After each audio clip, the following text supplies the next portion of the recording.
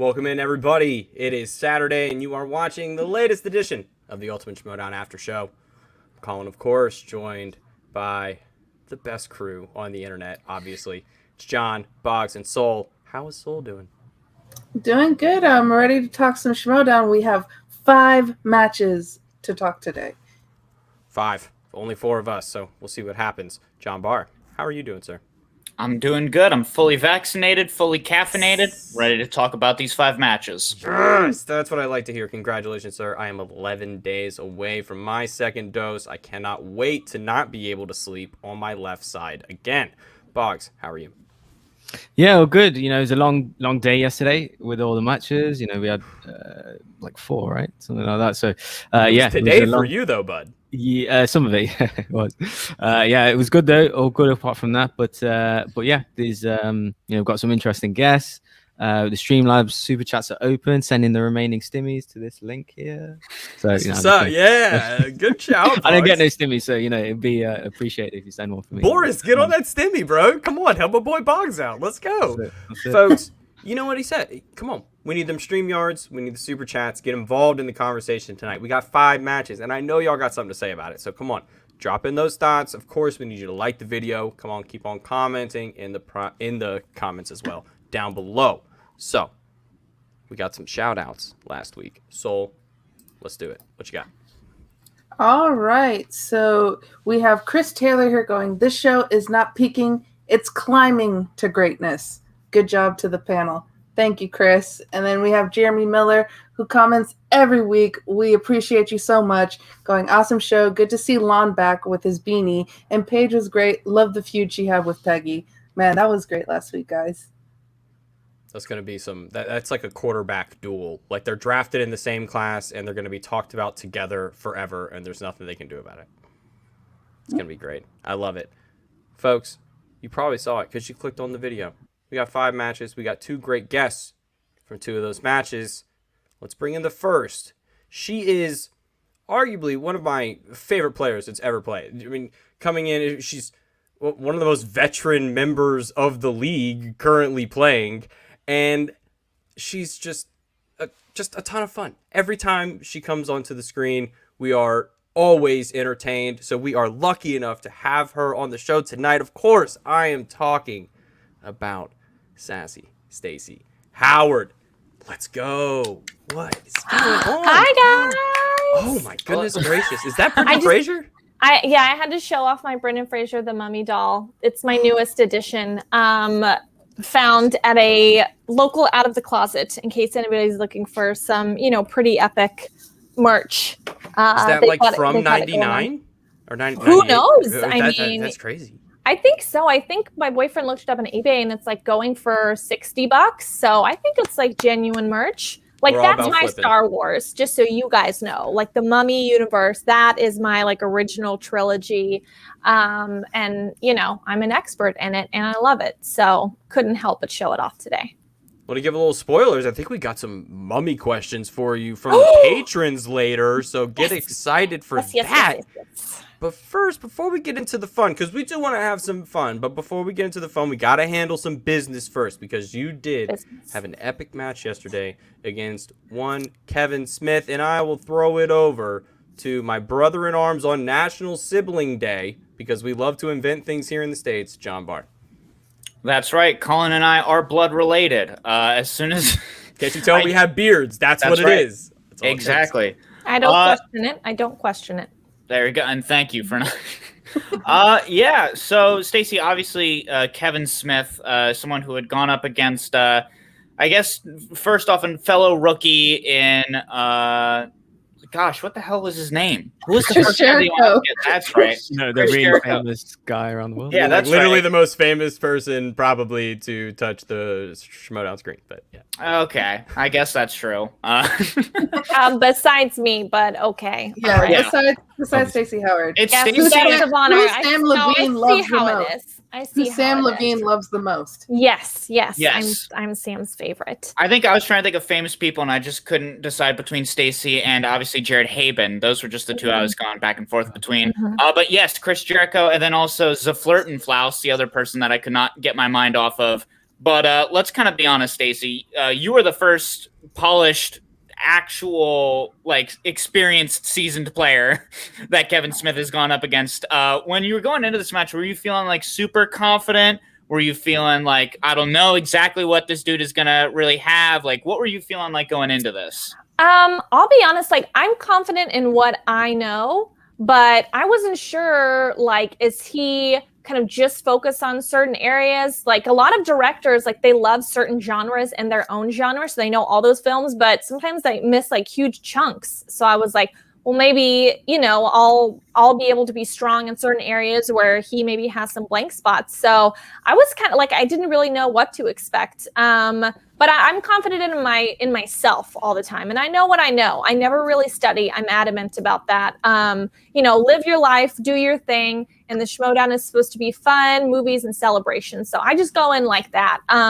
Listen, you know, Kevin brought the noise. He's Kevin Smith. Come on, guys. Famous director, Clerks, Mallrats. I was like fangirling backstage. But yeah, it was great. I was excited and nervous, and I loved it. Absolutely, yeah. Well, in that first round, the only question you missed was the like Spielberg-Dreyfuss collaboration question, which was a kind of a weird one because obviously the answer being Jaws. We've all seen Jaws, but when you have to think about the movie in that like weird context of like, oh, the first collaboration. Yeah, I was like, I mean, honestly, they're like 2 years apart, I think. So I just forgot which one came first. But I mean, I think Close Encounters was their, you know, it was like right after Jaws. It was the second collaboration. So I was like, I was close, but I got everything else right. And I felt really strong in that first round. I did great in my opinion. So yeah. Oh, of course you did great. And the only question that you missed was an instance of the question writers doing a great job. And then, not only did you get all your questions right, you also got a challenge right when Kevin Smith got his nearly perfect round, but did make that mistake with the milk. And what was the name of the documentary even? It's like what he said, like the life and times of Harvey Milk or something. Yeah. That's like, so if he had, I don't know, I'm sure this is like going to be, you know, a big debate amongst, you know, Schmoedown fans, but if you say an answer wrong and it's like the actual name of another movie, sorry, that you named another movie, you got the wrong answer, you know? So, yeah. You know? I mean, I don't know if anyone here disagrees, but I definitely think the challenge was fully correct. Yeah, like especially one of those things where it's like, yeah, that's a simply different movie James Franco was not in. Yeah, of course, that's a sensible challenge. Right. You were right on with it. And then I got to go back to my notes. I've already forgotten 2 things already. I think maybe I need a third coffee. I was wrong about that intro. But round 2, you got Spinner's Choice after spinning away from Stephen King, and you chose Nora Ephron. I was curious, is Nora one of your like all-time favorite directors, or is that just someone that you feel like you've seen the most of, maybe? To be honest, I thought, I know Nora Ephron, and I thought that he wouldn't know Nora Ephron. So I, you know, tried to make like a smarter choice, but that ended up being, you know, my demise, I would say. My downfall is, you know, he ended up being a lot more versed in Nora Ephron films than I thought he was. So I thought I was being tricky and smart. I wasn't, you know, but nobody's perfect, guys. Of course. Yeah. Listen, the worse things have happened than it turning out multiple people love Nora Ephron. That's a good thing as far as I'm concerned. But yeah, Kevin Smith did wind up managing to get those 2 steals. Yeah. And then he spun Whoopi Goldberg. And I was curious, again, kind of like as his opponent, how did you feel about those Whoopi questions? Do you feel like you also would have done pretty well? No, I would say I knew half of the Whoopi questions off the top of my head, but the others that he knew, I think the ones that he needed to get multiple choice on and ended up getting right, I would have needed multiple choice on, and, you know, I would have just guessed, but I wouldn't have known them. So there's a lot, I mean, I know like the main Whoopi movies, you know, listen, I'm a Sister Act girl all the way. Sister Act 2, Back in the Habit, one of the best sequels and musicals of all time. If you don't get up and dance and say you down with G.O.D., yeah, you know me. In the end, then you know you're dead inside. But yeah, some of the other ones, like the courtroom drama that he was asked, I was like, I don't know what this is. So you never know. It's luck of the draw sometimes. But you know, maybe I wouldn't have gotten Whoopi Goldberg, and I would have gotten something else that I was, you know, super strong in. So it's all chance, guys. It's all chance. That's very true. And one of these days, hopefully, we'll get more Theodore Rex questions. Hopefully. Hopefully. Oh my God. Speaking of well deserved. That's right. Drunken Prayer. You get it. You get it. Someone's on my wavelength today. Someone that was on his own wavelength, I guess that's a segue, is Kevin Smith. Obviously coming out 10-17 in that round 2. And then, yeah, like you were saying, sometimes it's just the luck of the draw. You nailed your 2 and 3-pointers. Especially, like, I was in that same boat with you in the 3-pointer where, like, I was also trying to, like, because I could visually, like, visualize that movie, Love and Mercy, but it took me a minute to pull that title. And then you got hit with a absolutely brutal 5-pointer. Dude. I mean, I know it wasn't one of the more popular animated movies of like the, early aughts, but I was like, it's somebody that has some kind of like authoritative voice. They've probably played an authoritative figure in another movie. So I think I guessed Morgan Freeman. Right. So, which in my opinion is probably a pretty good guess. And he's done some animated work, but, it ended up being someone that's played like Commissioner Gordon, like that kind of, authoritative voice and figure. So I feel like it was, an okay guess, but man, that killed me. I was like, it's like the one movie that I didn't see where I haven't really watched the trailer. I haven't looked anything up. I mean, I knew of the movie and I think Brad Pitt is the lead. Like that, I think that's all that I knew about it. That was a tough one. That was very, very tough. Yeah, I think it was like Will Ferrell was Megamind, but then like Brad Pitt was like the superhero in the movie. Metro Man, I think. Yeah. Oh. Yeah, I've seen the movie once. Would you have gotten? Oh hell! Oh no, definitely not. I was just like, that is a tough question. Is it like, was he a big part in the movie? Like, would he have been? No, not at all. Or was like, there's 2 scenes with whoever I think with. Yeah, I think it's more on the line that there was like a scene or 2 with him. I don't remember him much at all. So when I heard that, I was like, that is tough. Because I know the 3 main characters, and other than that, it's just like, who else is in this movie? Who knows? Yeah. I mostly just remember that like it kind of had the same plot as the first Incredibles movie, where like the main villain was like somebody that wanted to be a superhero, but then in this case it was like him fighting Megamind, who became the good guy. It was a whole hullabaloo. Yeah. I remember. I just remember liking. There was another movie that came out at that time that was like kind of the same, not the same vibe, but it was like, what was it, Monsters versus Aliens with like Reese Witherspoon. I remember like I think they came out around the same time, and I was like, I'm gonna go see the other one, or I prefer the other one. So that's I just didn't. You didn't know it, and it's one of those things where like you try and guess, you try and pull it out of nowhere, and you try, guys. Of course, some of these new DreamWorks animation questions we've been seeing, it just goes to show there's more to DreamWorks than Kung Fu Panda and Shrek, as much as we might will it to not be the case sometimes.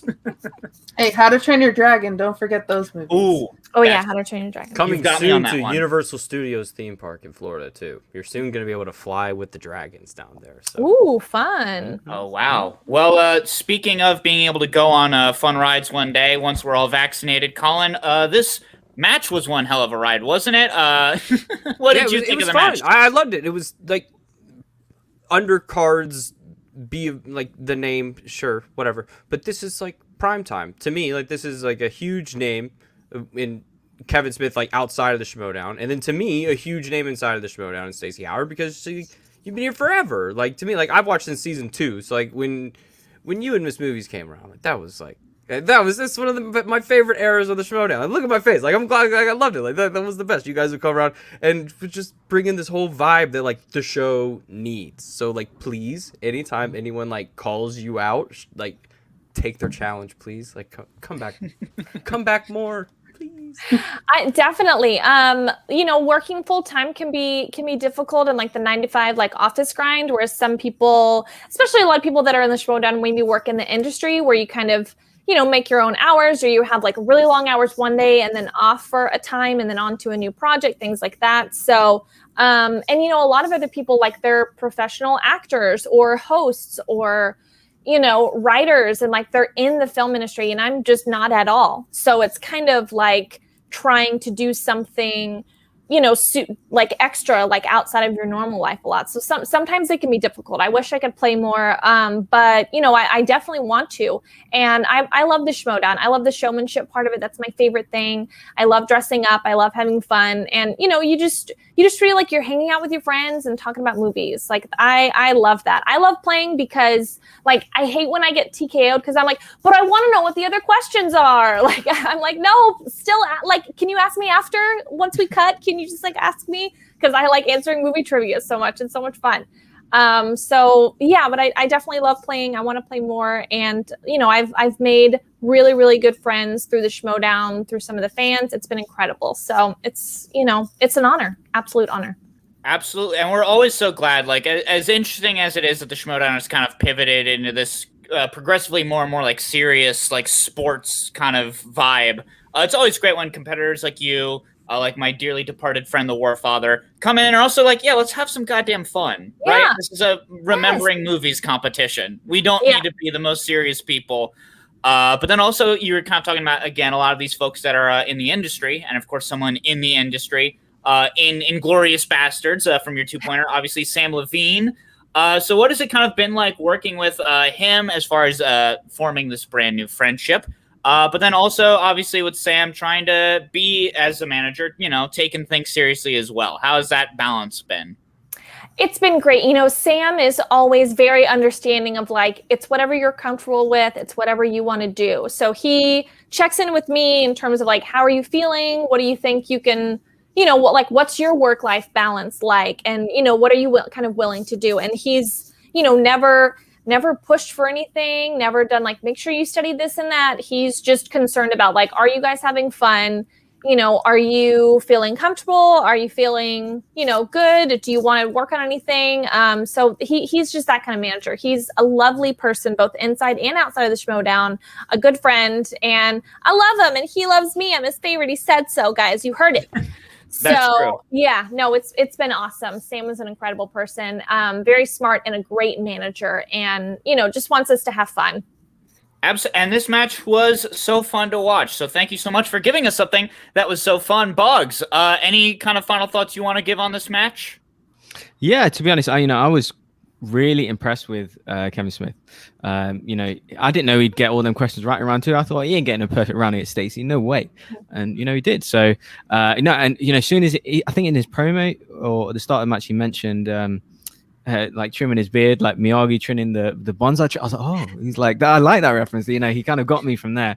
And you know, I just loved his kind of entertainment, right? Even that challenge that he done, like I kind of understood in a weird way where he was coming from. I'm glad he didn't get upheld. Like, don't get me wrong, but I did appreciate like his attempt. So I was thoroughly entertained by him. So I just want to know, Stacey, obviously you, for me, you were the favorite going in. Because, you know, you're the more established player, you know, the amount of pulls that you've got, the big wins that you've got and stuff. So the amount of highlights you've got in the game and stuff. So I just want to know, how did you think he played overall? Was there any surprises there? Yeah. So, yeah. He played extremely well. Obviously, he, you know, TKO'd me. So, yeah, he kicked my ass. But yeah, I was very surprised during the second, our you know, both of our second rounds where he was stealing my Nora Ephron questions and getting them right and knew his own Whoopi Goldberg questions. I didn't expect that at all. I mean, listen, the wheel, you know, had like Matt and Ben and I like a lot of other really strong slices for him. And so when I landed on Spinner's Choice, when he landed on Whoopi, I was like, oh, I'm good. I'll be fine. No, I wasn't fine. So yeah, that was very, very surprising. And I got to hand it to him. He did a fantastic job. I think he knows way more than people think, or it's that stoner brain where it's just like, it just like comes back to you where you don't think you know it. And then you're like, dude, oh, I know that. So yeah, it was, honestly, it was fun to see him play, even though he was beating me. I was like, just as a spectator, like, oh, Kevin Smith, you know it. Did I just lose my nose ring in the middle of this? A little bit. I definitely did. I'm not going to lie that it is like a fake nose ring, but I was just feeling the look today. So I'm just going to put it back in. It's okay. A vibe. I dig it. All right. There we go. Hope that looks okay. I know I'm a poser. It's a fake nose ring, guys, but I can't lie. We'll Sometimes speak to No Chronic afterwards. He'll cut it out. Yeah. He's got it. No worries. Absolutely. But I think this match was just the kind of undercard you needed for like, and we'll talk about the championship match later. But it was definitely like a very different type of sushi than the other roll that we got later in the night, and it was just right. Where it was like, this was fun. This had a very different atmosphere to it, and even the background changed when you got to the final. It was like, oh, it seems like everything's changing around here. But I love that we have just you guys and Kevin coming in is just absolutely fantastic. So we have some patron questions that dabble in and out of the Schmoedown, and I can't wait to find out what we got in store. Before we get to the patron questions, I do want to just thank you, Stacy, for just being fun in the Schmoedown, because like we have so many serious players that people like you, people like the Real Rejects now, like they're my favorite to watch because you guys are having fun, and it just makes things more fun and enjoyable to watch. So I do want to thank you on that front. First. Oh, thank you so much. And shout out to my friends, the Real Rejects. They're amazing. I think, I think the game attracts so many different kinds of people, but once you're in it and you get that high off of winning, you either go to, it's kind of like, I don't know if you guys have been watching Falcon and the Winter Soldier, but, they talk about how the serum can change you and can amplify certain, aspects of your personality or who you really are. So like once you're in it, you're like either, okay, I'm going to do my thing and just have fun, or you like become a total like maniac, trivia studying person. So like sometimes they can get intense, but they're better players. They know more than like, some of us, but hey, I just do my thing and I just try and pull it out of the hat sometimes to be like, Anthony Hopkins, and then it ends up being right. So, right. But thank you. Yeah. It's always a blast. And Christian and everybody at the Schmoedown, honestly, they just let us like be themselves. Like if you want to be intense about it, if you want to be like really hardcore, you can. If you want to do your thing, that's fine too. Like I just live my life and then I come on and get to have a good time and then talk to people like you guys about it. So yeah, thank you. It's a good time. We're honored. Oh, thank you. Thank you. I'm honored too. So we're going to go to our patron questions. So let's start off with Josh here. He goes, if you had to watch one movie for the rest of your life, what movie would it be? And I kind of have an inkling about what it's going to be. I mean, obviously, I'm going to have to go with The Mummy. Number one, I talk about it so much, but number two, it kind of has all the elements that people want in a film. It's got action and adventure, romance, humor, horror. Like it is essentially the perfect swashbuckling film of the 90s that I could just watch over and over and over again and have never gotten tired of it. Plus, it really holds up. And it's got Rachel Weisz. Hello, dreamy. Rachel Weisz. So, yeah, I'm going to have to go with The Mummy. But, I mean, that's a no-brainer. Everyone knows I'm going to say that. What about except for that one? Oh, what? Oh, sure. You mean the Tom Cruise except one? for that one. No, I'm saying except for that one, Stacey. What else would you say outside of The Mummy? Oh gosh. Do you know what movie is so lovely that I've been watching a lot recently, especially like if, get a little like COVID depression, whatever, is going to be Juliet Naked. Have you guys seen that film? It's with Rose Byrne and Ethan Hawke, and it's just like a really sweet, lovely movie. So movies in that kind of genre, like About Time, that kind of like rom-com era, but like a little later 2000s, not like the mid or early 2000s, which I still love. So yeah, I would say something like Juliet Naked. That's like light and fun and feel good for sure. I do that sometimes with Sleeping with Other People, the Jason Sudeikis, Alison Brie one. I saw that at a screening with them and a Q&A with the director afterwards. It was really, really cool. Mm-hmm. How about that? Yeah. I've definitely gotten way more into both rom-com books and rom-com movies during quarantine. It's just like, you just want that feel-good stuff. So those I haven't been watching really like the disaster or the like movies that you have to think too much. It's like, let's just put on a rom-com. Let's feel good. Yeah, I'm not watching Contagion, guys, okay? Yeah. That was the #1 movie on iTunes a year ago. And I did watch it, but like things. the first week of COVID, I watched it. So I was like, this will be, hilarious when this is all over. Ha, ha, ha, ha, ha. Months later. We all thought. Yep. Mm-hmm. But yeah, feel good movies for sure. And we have Darren asking, What's your favorite wine? Oh, I like a nice crisp Riesling. I like a really sweet wine. So like a sweet white wine. Even with dinner, like I don't necessarily consider it like a dessert wine. Like I'll just have it with a steak or something, you know. So yeah, a nice cold Riesling is my go-to at restaurants. Also, I don't really know a lot about wine. I just know like there's a couple like, you know, a couple types. So whenever I say Riesling, I always feel a little bit fancy. So yeah, I'm gonna go with that. Riesling is pretty yummy, so I definitely will agree with that wine. We have Jeremy Miller going, what's the best movie or TV show that you've watched there in quarantine? Oh gosh. I mean, WandaVision probably for TV show, and you know, Tiger King, like all the ones that everybody always, you know, talks about and trends about, I'm usually on. Movie, probably Promising Young Woman is what I'm going to go with. I was just pleasantly surprised by Promising Young Woman. And you know what else is on HBO right now that I really like is Made for Love, which is like a great kind of like sci-fi dramedy, comedy, romance comedy, whatever you want to call it. And that has like 2 more episodes left. Is that the one with the mom from How I Met Your Mother? Yes. Okay. Yeah. I've been hearing Krista Milotti. Thank you. Yes. And it's also the guy that played the other prince in Into the Woods. And he was in like that one of my favorite episodes of Black Mirror. What's it called? The one that's like the Star Trek episode, basically. I forgot. Yeah. So he's in that. Yeah, he's been in like the a ton of other USS, things. whatever it's the name of the ship, right? USS Callister, I think. Mm-hmm. Yeah, so that's just like a fun feel good, you know, kind of. I like stuff that has like kind of a sci-fi element to it, but is, you know, more set in the real world. And I always think that that's like quirky and fun. So, yeah.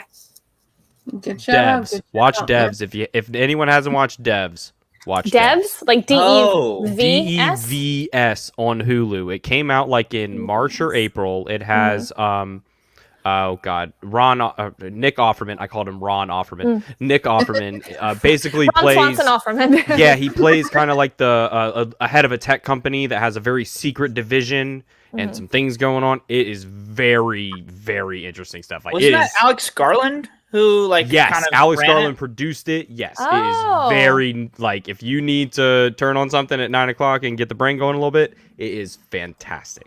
Awesome. It's like 8 episodes too. I've heard nothing but good things about that show, but I have not seen it yet. I'm sorry, Colin. Oh, you're good. Then you can come on Colin Talk and talk about that. Can't be doing more plugs. That show doesn't exist, so it's fine. And Brian Brawler, who we love here at the Ultimate Schmoedown After Show. Keeps the lights on. Always here, keeps the lights on, is always sending Streamlabs super chats. So he gets to ask whatever he wants. And and his question for you is, what's your favorite Pokemon? Oh gosh, I don't know anything about Pokemon.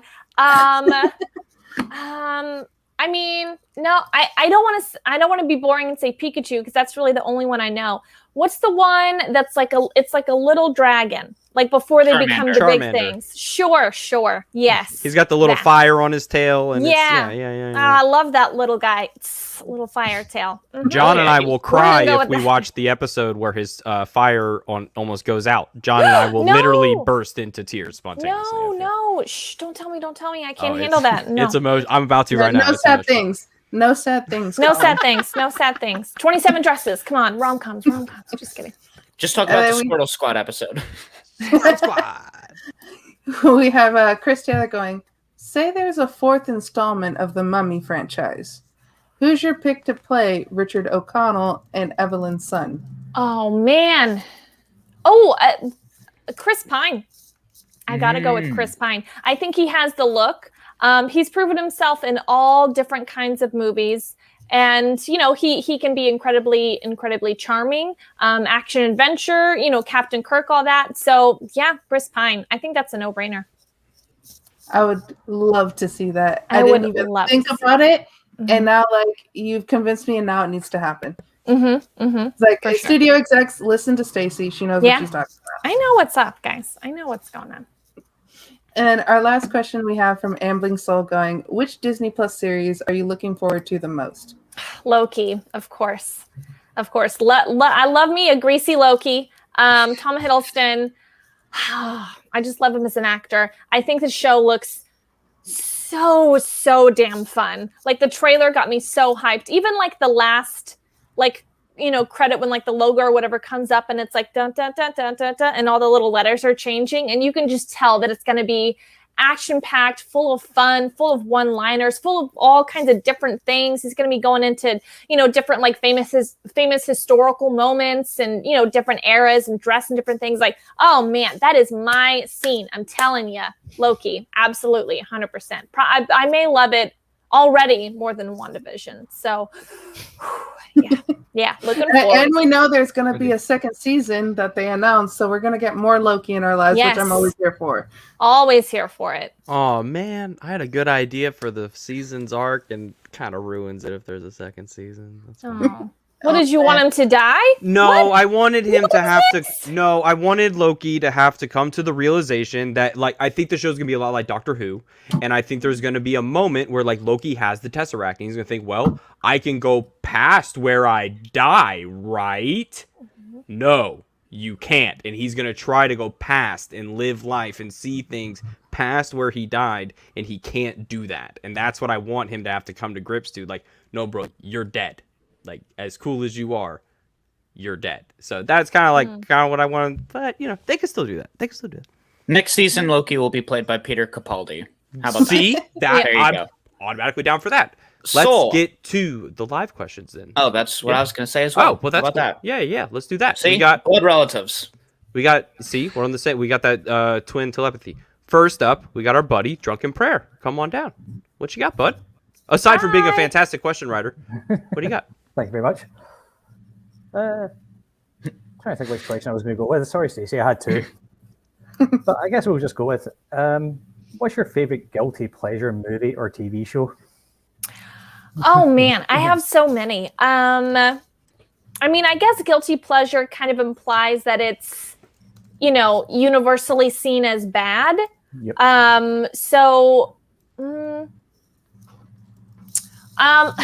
For TV show, I'm gonna have to go with the reality show 90 Day Fiance.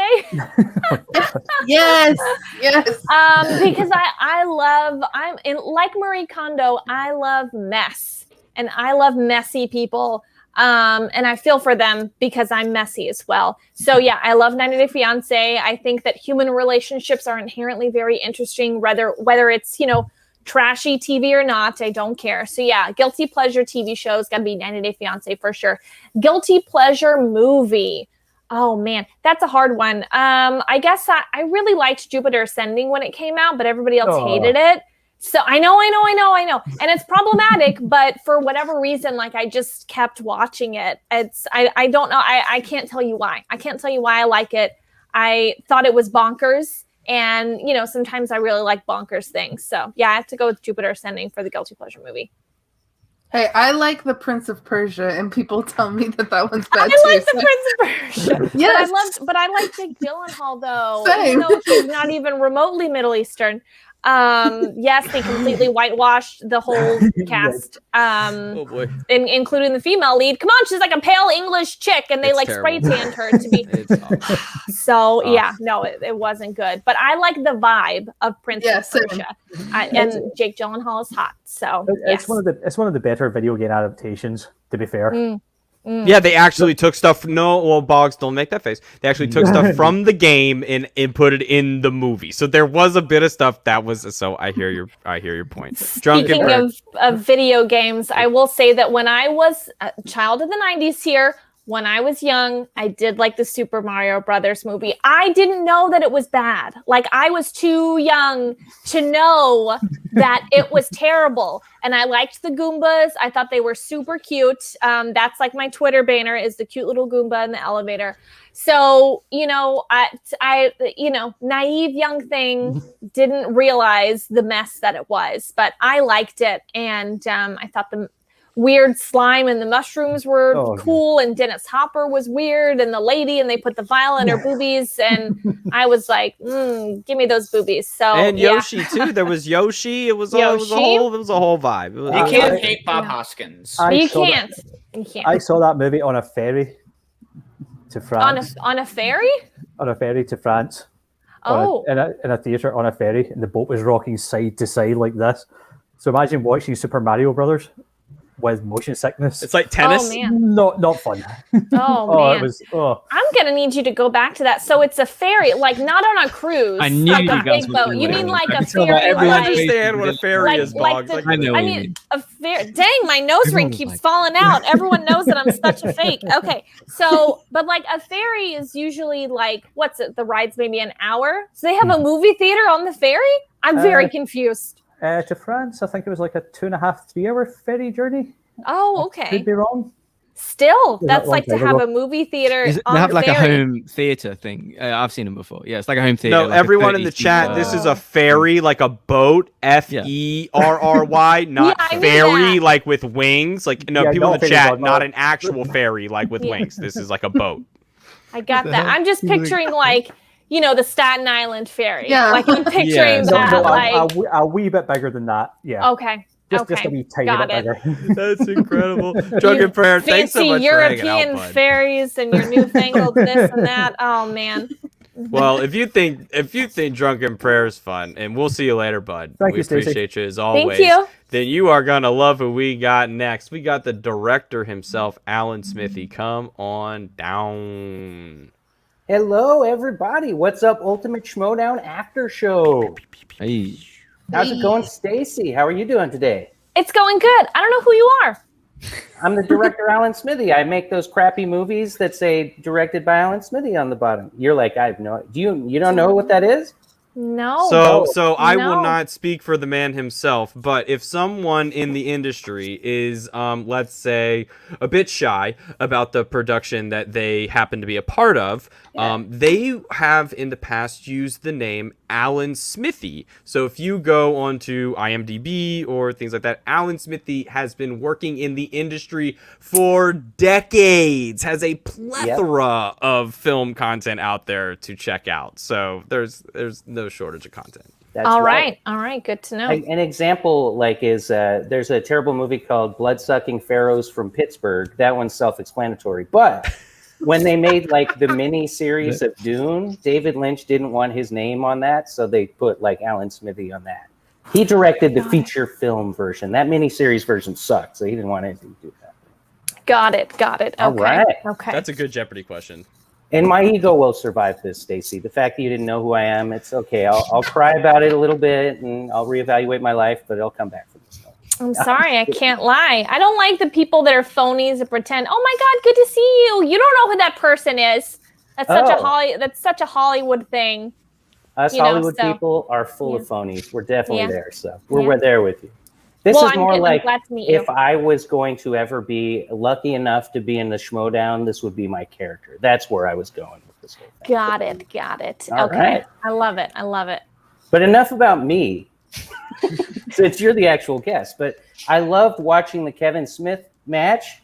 How do you feel, though, about his reaction to that challenge? He seemed to be kind of upset a little bit, and it was obvious he didn't really know the format. So he was kind of like, what do you think? Well, I think he was taken aback. But listen, sometimes like you gotta learn on the fly some of the rules, and you gotta just go with it. So listen, I've had that happen to me before, where I think it was in my match against Rachel Cushing, where I said the Farley brothers, but it's Farrelly, and I didn't get it. And because I was the first person to go, I didn't hear their pronunciation. And so I got it wrong. But if they had gone first, I would have gotten it right, because I would have pronounced it like they did. So, but listen, rules are rules, guys. You got to follow, you got to follow the rule book. And, just take one for the team, Kevin. So you got to learn, even if I don't care if you're a famous director, a millionaire, all that. No, rules are rules. You got to learn. Sorry, babe.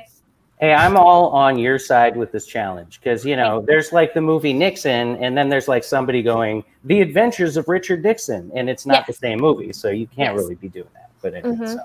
Yeah. All right. We got rules around here, folks. Rules. Smithy, thank you so much for hanging out, man. Well, We first, appreciate and also, I just want to say, Lilu Multipass, was one of the most classic moments in the Schmoedown, and I was rolling. Thank you. That was hilarious. So anyway. Thank you very much. I still have the costume. I still have all my Schmoedown costumes. They all have their own little bag with a label in bins in my closet. So, yes. All right. I'll bring it out someday. I'm glad you're a fan of costumes, Yes, anyway. yes. Cool t-shirt, Smithy. Cool t-shirt. Hey, that's right. Sorry. Yes, Nice great to shirt, meet you. sir. We'd love. Oh, it's great to be a part of that Smash-a-thon. Thanks so much, Smithy. We will Good see to you next see time. you guys, and good to meet you, Stacy. And check out the Shrimp on the Barbie with Cheech Marin. I directed that one. Classic. Nice. Okay. Always appreciate the rundown, Stacy. We have just loved having you here, and you. we've been doing something the last couple weeks where we give our guests a chance to tell everyone in the Schmoedown why you ain't nothing to be messed with. So tell everyone out there in the world if they think, to catch you on, coming off an L is a good idea. Tell them why it's not.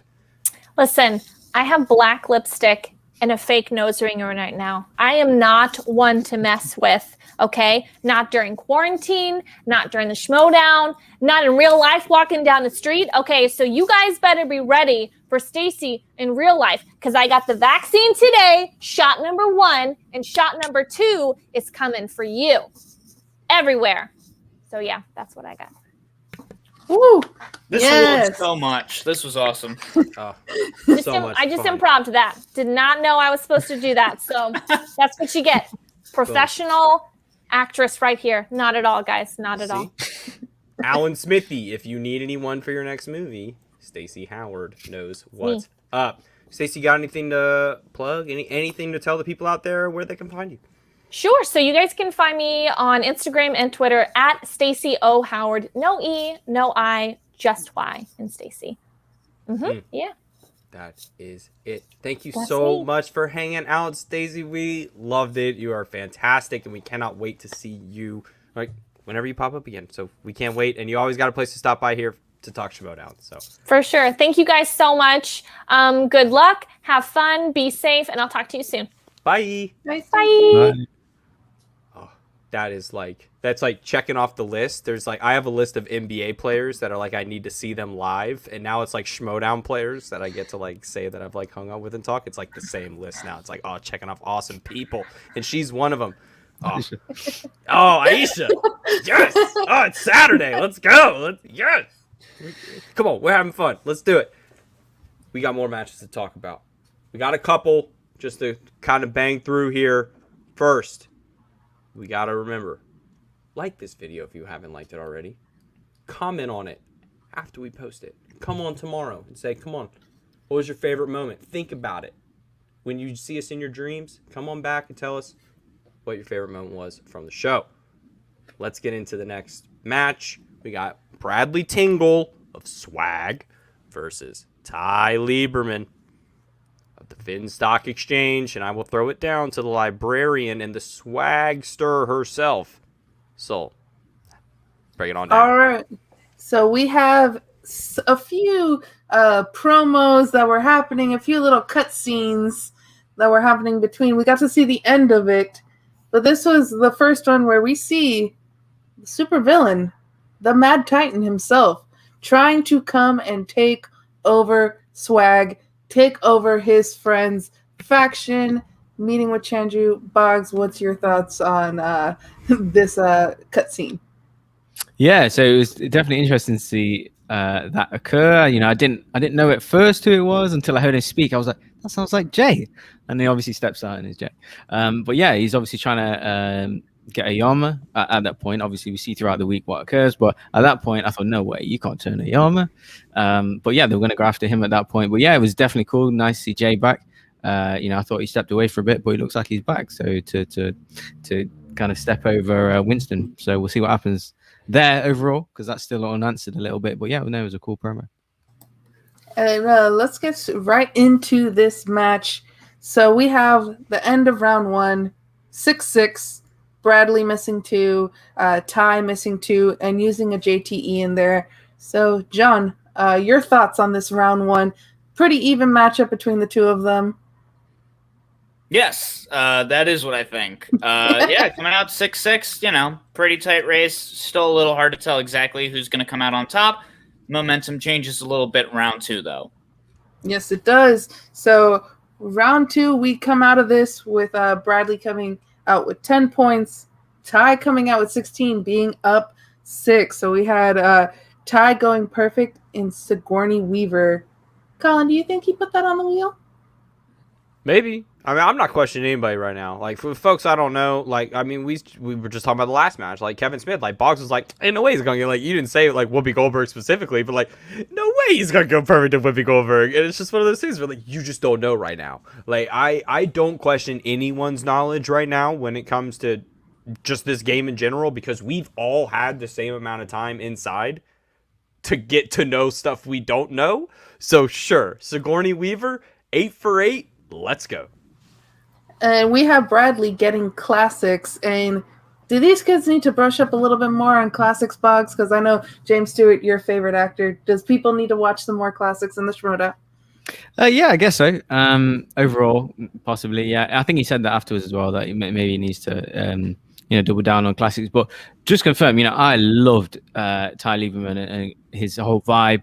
His arrogance, I did like his cockiness, because when people back up that cockiness, I find it thoroughly entertaining. Coming in as an unknown, being a part of the dossier and a part of the whole Finstock Exchange, you got a certain kind of status to live up to, and I thought he'd done it, and he's vibing off Gucci as well, going back and forth, his whole Ty rants and stuff, and he's winning, so yeah, I thought it was great, and he obviously got the steals there, and he went perfect himself in his round 2. I thought he done fantastic. I was thoroughly entertained. So then we go into round 3. Bradley having to answer his 2, 3, and 5 to win, or to even have it go further. Misses his 5. Tupac gets him, Colin. Tupac gets Bradley. Your thoughts?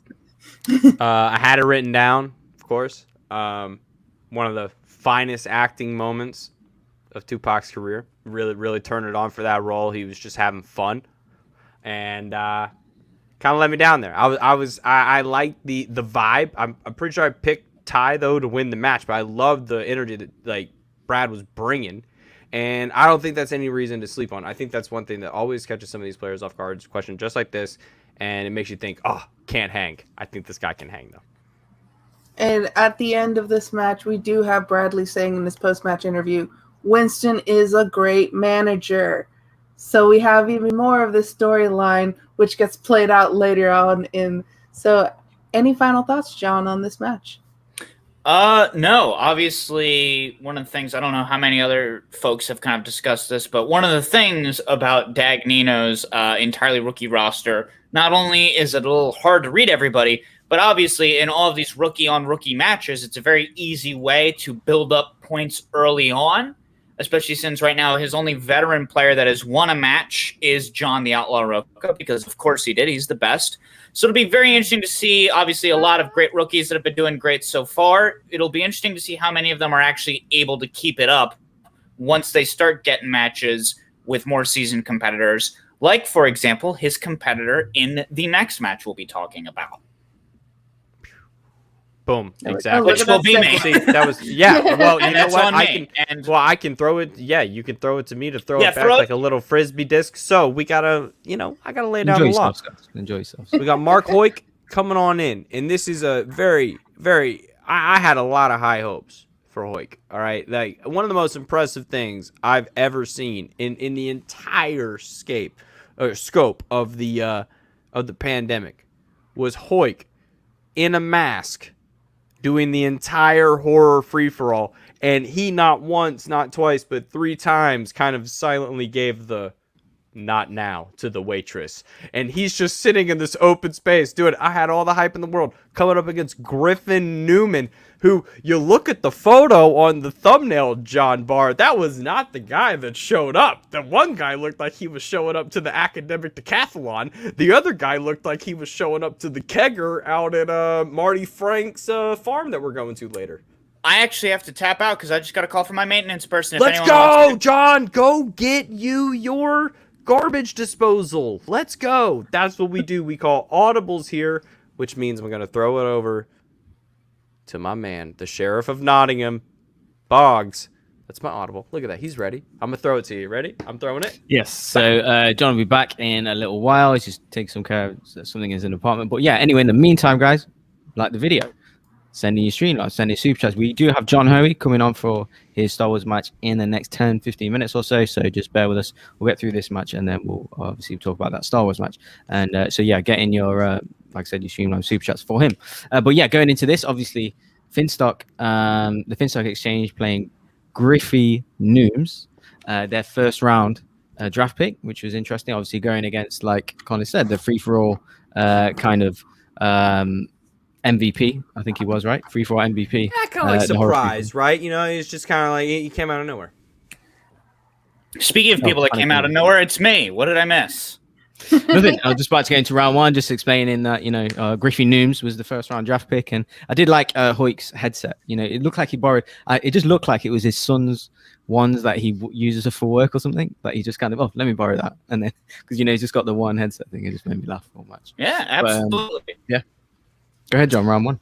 Oh, for sure. Yes. Round one against obviously the more seasoned and very frightening Marc Edward Heuck versus the personality that I know outside of the Schmoedown. Was very excited to see Griffin Newman, or as he prefers to be called in this game, Grippy Nudes.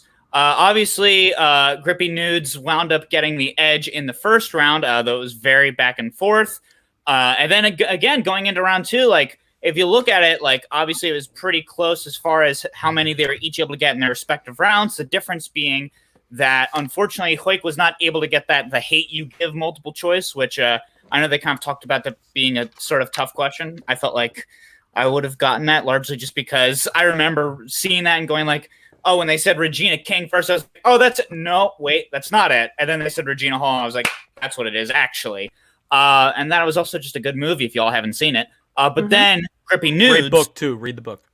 Oh, there you go. But then obviously there was the Deepwater Horizon question that Grippy was in fact able to get, making it a 4-point game, which is a little bit larger of a margin. Soul? Yes, it is. It is. You know math. Good job. That's right. And back to me.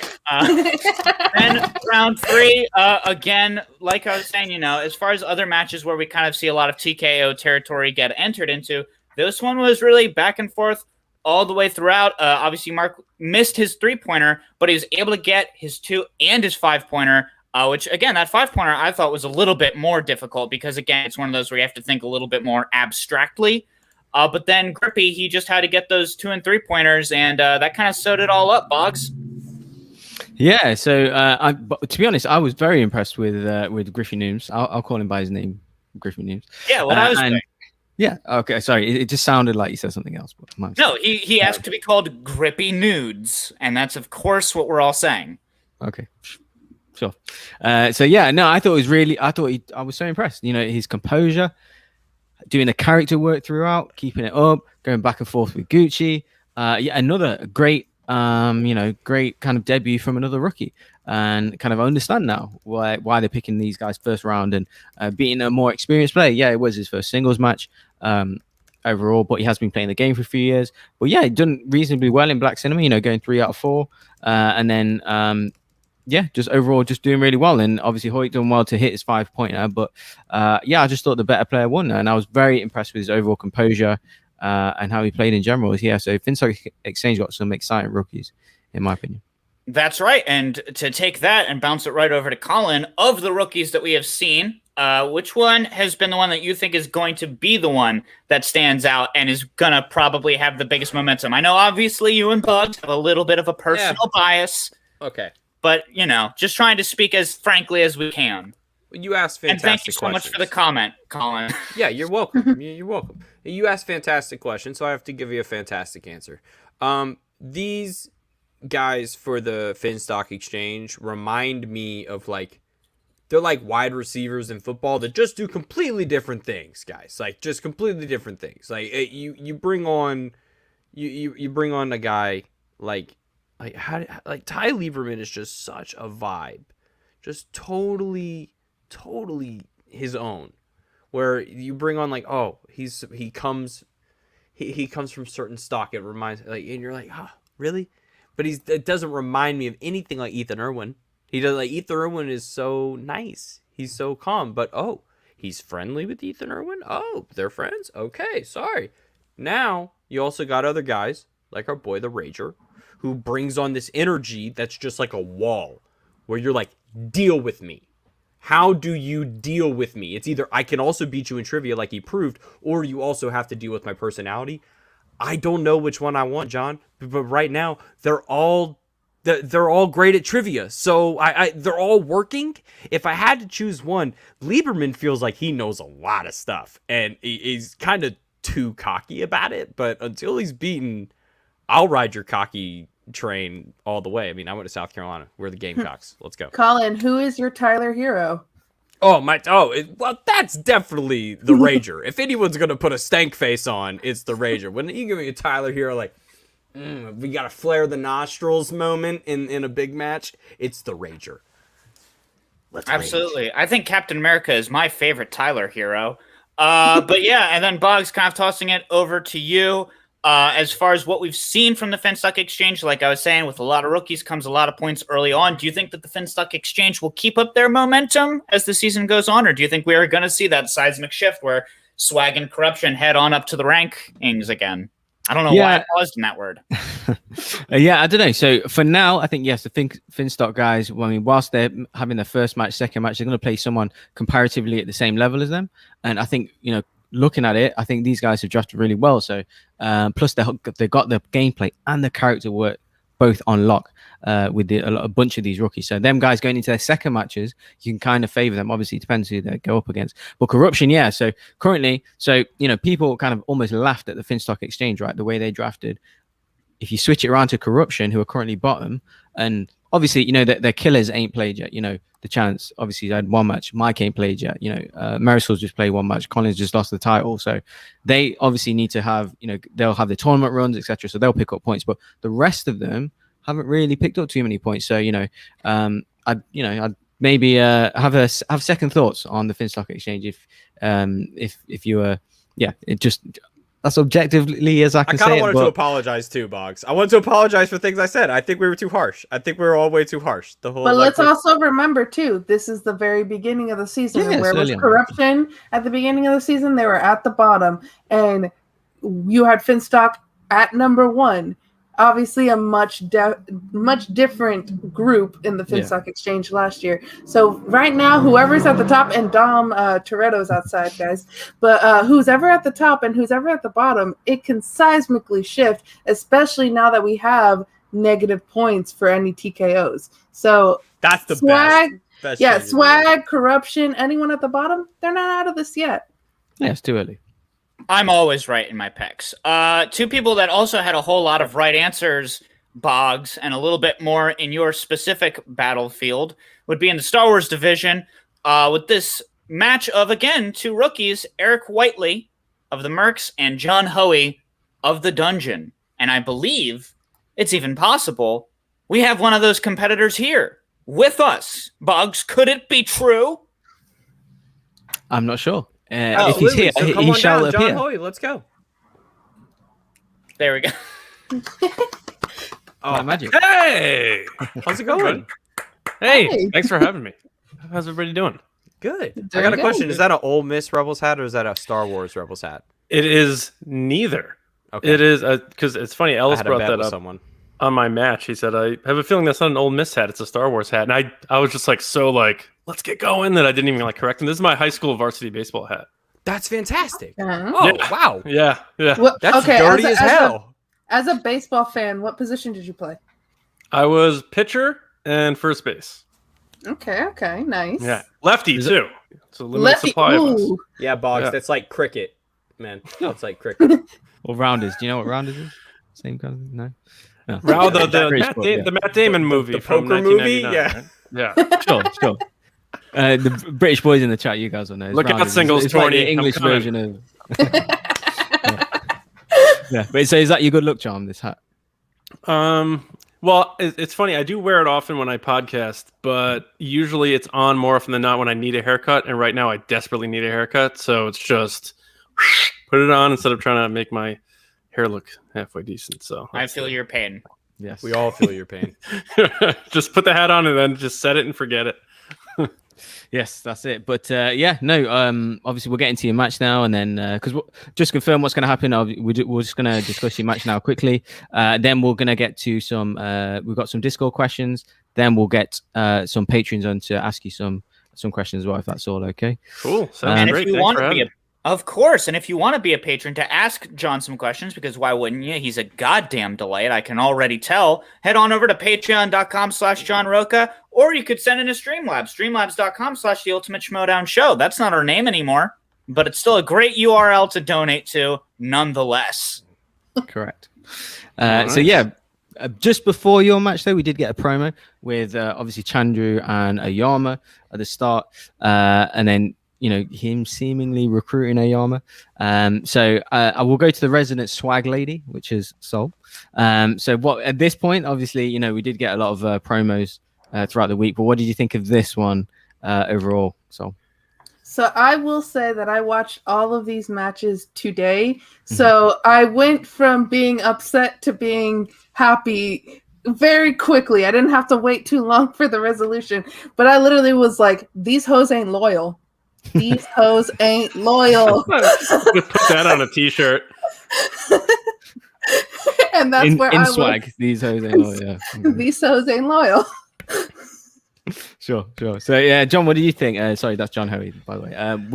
What do you think of the promo overall? I also thought these hoes ain't loyal. So yeah, definitely. Sure. Yeah. What do you think of the promo overall? Me? Yes. Oh, I thought it was cool. I didn't, I've had a hard time putting my grasp on what other factions are doing because I'm focusing so much on just utter domination going on from the dungeon. So I like seeing that there's drama in other factions because the dungeon, like, we're all rowing the boat in the same direction and everything's going well, everything's going good. So I don't want to put the bad vibes out there by speaking on other factions' problems, which may bring bad dark side force energy into what we got going on. But it was a cool spot. I've been enjoying all the promos. Nerd Chronic and everyone who's doing the promo work is amazing, and the music has been outrageously good in these promos. It's just taking the drama and whether it's fun, like comedy or drama or intense, like whatever tone they need to use, that the music is taking it to another level, kind of like John Williams' music did for Star Wars, actually. Interesting. So you said that you don't want to comment on too many other factions, but you did comment on the Blind Wave guys, saying that the Goody Two Shoe fans and everything. So did I say that? Yes, in your promo. Yes, I do recall. Yeah. So yeah. I was like, oof, there's a lot of them. So yeah, that was very yeah. Well, you got to play the character, and I think people understand that part of it. Hopefully, some people apparently did not because they wanted Kaiser banned from the league. They wanted me kicked out. But I think most people, because he has a ton of fans, and we wanted to harp on that aspect of it, kind of like the rebels going against the Death Star sort of thing. And so we were having fun with that. And I just thought saying, who says goody two shoes anymore? And I saying it with a straight face I was trying hard it took me a while to really do that. So I thought it was pretty funny, but I think most of the people were a good sport about it. Yes, yeah, and it was definitely funny, but it was just oh no, what's he doing? Is he going after them? So yeah, it was definitely funny. But yeah, overall, obviously going into the first round, first of all, were you kind of were you nervous? Were you confident? Obviously, you did get 9 points going in. You just missed the Saborba who voiced the Saborba question. Yeah, what was your overall thoughts of how you done? Going into the match, I was surprisingly calm. I had spoken to Kevin Smets about a half hour before starting the match, and he was just like, slow everything down, because when you slow everything down, or if you let everything speed up in your mind, you're going to be able to pull anything. So speaking with him helped me out a lot, and then just coming down here, sitting down way in advance, I just sort of relaxed my brain, calmed, and once we got going, I felt completely fine. After the first question, and then from there, once we both missed that question, which was, who's Lewis McLeod voice in the Phantom Menace, and we both took our shot. I never in a million years would have expected it was a creature that doesn't speak English. So that was a tough round oneer. And I'll say this, there's people who are really, really good in this Star Wars division who were like, dude, I had no idea either. So, but once we both missed that, then any sense of nerves were gone, because I was like, look, neither of us are going perfect. Now it's just who's landing the last shot. Yeah, definitely. And so, Colin, what were your overall thoughts on both players on their round one? And because Eric did miss as well the Rise of Skywalker / Last Jedi line, so he ended the round with 8. Yeah, I mean, mine was in the right time zone, just wasn't quite in the right location, which happens from time to time. But then you fall out of hyperspace. You sometimes realize that that's not the thing to harp on, and I think unfortunately, that was the first kind of punch that unfortunately he had to take on his own. And then when you take the Sebulba one together, it's it's easier to kind of get over, just like John said. We both missed it, let's move on. But when I take the solo shot myself, it's a little bit harder to bounce back to. And then round 2 plays out like it does. Yeah, so to be fair on Eric as well, I was I'm a fan of Blind Wave, so I watch everything from the Disney era of since the Disney takeover Lucasfilm. I watch their guys' reaction for just literally just learning, and because often they get really emotional as well. So even when they're reviewing, so even Rebels episodes, they used to get emotional at. So I was really invested in their stuff. So I was thoroughly impressed. Yeah, I was thoroughly impressed by him going, because if I remember actually he used to get names wrong during reviews and stuff. So I'm even sure they used to make it like a running joke of it. So I was always worried about how he'd play. But getting 8 out of 10 in your first ever match, I was reasonably impressed. I thought he's holding his own. Boggs with the scouting report. Let's go. That's like 5 years in the making scouting report. Let's go. No, honestly, I watched them. I watched Blind Wave and probably Star Wars Theory. They're my main go-tos for reaction stuff, reviews and things like that. So, but no, honestly, they're really good. I do definitely recommend them. We're going into round 2. Eric spins Spinner's Choice, and then lands on A New Hope. First of all, it's really good to see people sticking with, I thought, original trilogy movies. I don't know why.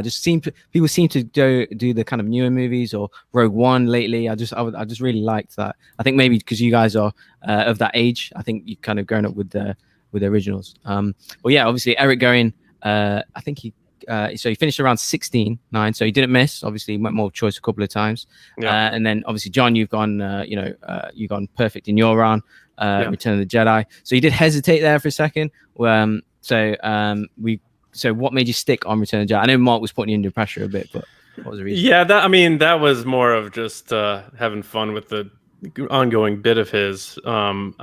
If I didn't want to Return the Jedi, I wouldn't have done it. It wasn't just because of Mark, but although I do love Mark, I think it was just one of those things. I was thinking about it for a minute, and I wanted to, what is it? You get like a minute to talk, right? Yeah.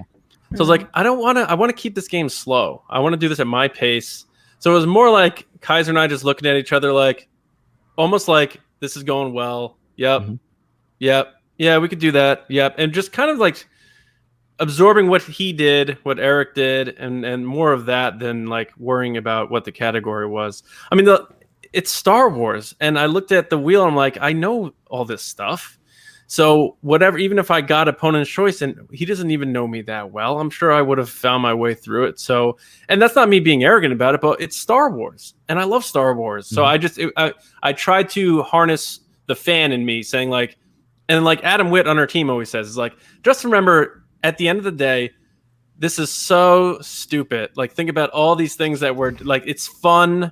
It's this stupid, fun, ridiculous space franchise, and you are lucky enough to be able to answer questions, and people for some reason want to watch it. And it's just Return of the Jedi. I love it. Let's go. It sounded like you put the targeting computer away and just listened. I did. Yeah, listen to Old Den in my head. Yeah, exactly. I like that analogy. Yeah, exactly. So John Barr, that is.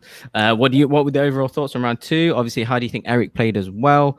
So obviously John led the match 19-16 at this point. Yeah, I mean, obviously, like you were saying, Boggs, I also love that this was more focused on the original trilogy, partially because those are the movies that I've really seen of Star Wars. But yeah, I mean, my main question, obviously Eric did a bang up job, but my main question for you, Johnny, is coming out of round 2, how did it feel to do better in your round 2 than the guy who got Spinner's Choice? Was that one of those kind of things where you were just able to ride a little bit of a wave of confidence going into round 3? Definitely. Having the lead without question is going to make you feel a little easier. But when it comes to, I know that, the round 3s can change everything. And I think, I don't know, was it that Brandon Hannah match where he was down by like 1 billion points and he somehow came back and won. Yeah. Stuff like that. So I knew that, like, I felt good. I was happy and relieved that we got through stage 1, stage 2, and we're on round 3.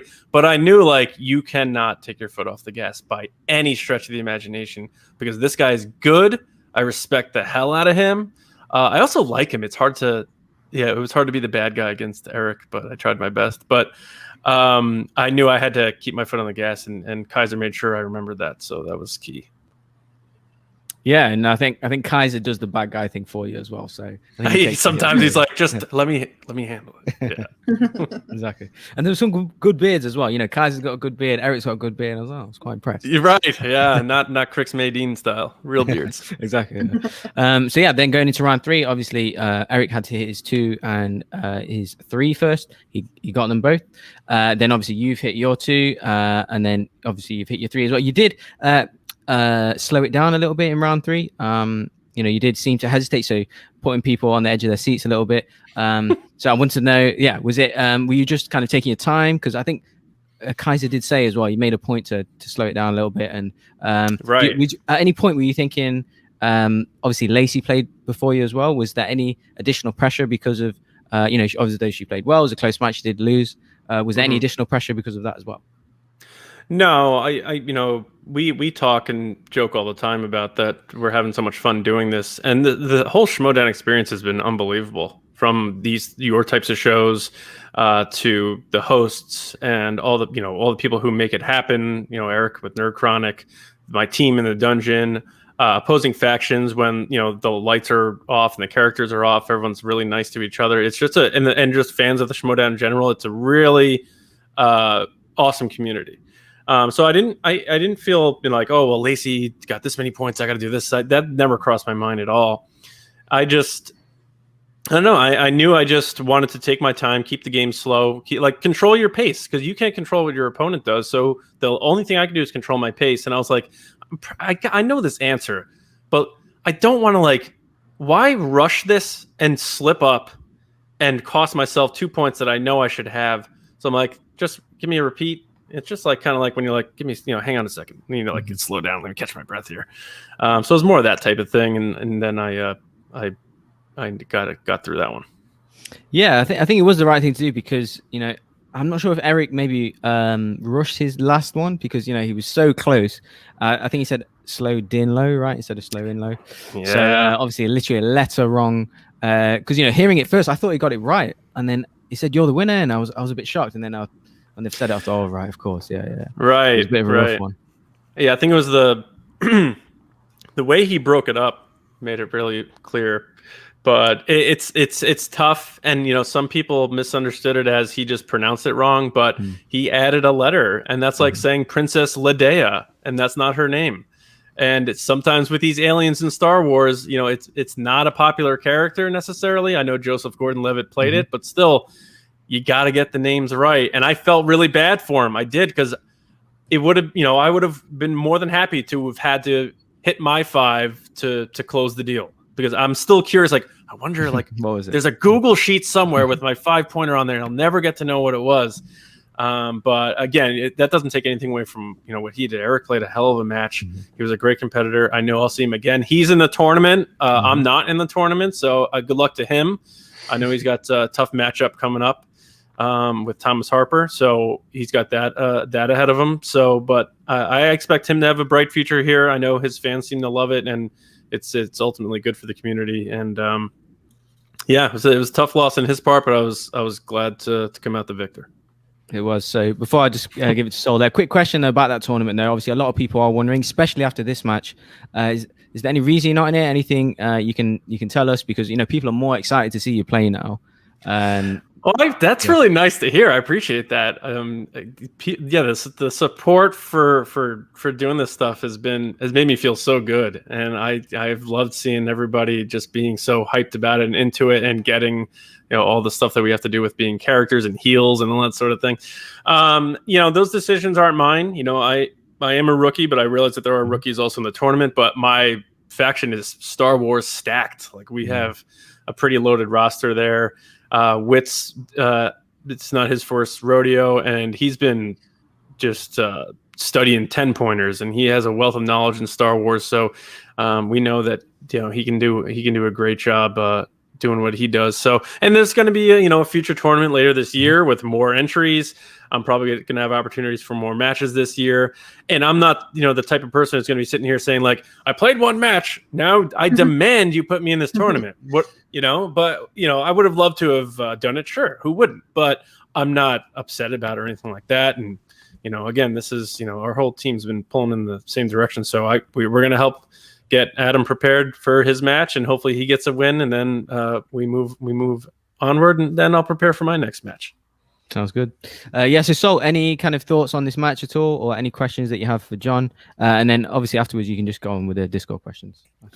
Well, Eric basically had his Lena Headey moment, which I know with John Roca never forgets that, and now he knows how to say her name. So I'm sure that's going to be the case for Eric as well going forward if he ever gets a question like that again, because questions do pop up again if you do play in the Schmoedown long enough. My question for you, John, is that you are also on a team with Ben Bateman, and Ben Bateman likes to draw out his answers sometimes take a repeat. So was that more of something you learned from Ben Bateman, or was that more your thought process, like, let me slow it down here? Yeah, I don't I'm not going to do anything that is just for theater for the sake of potentially leading to me slipping myself up. So it's just slowing everything down, slow and low, and just taking my time, breathing, and slowing the game down. And I feel like in each round I had my own version of doing that. And it happened to be in the first round I took a repeat on that. Who did this guy voice in The Phantom Menace? And because I just wanted to think of a good guess. I wasn't like, oh, it's so close, I know it. I'm like, let me think of something logical to toss out there. So that was my slowdown there.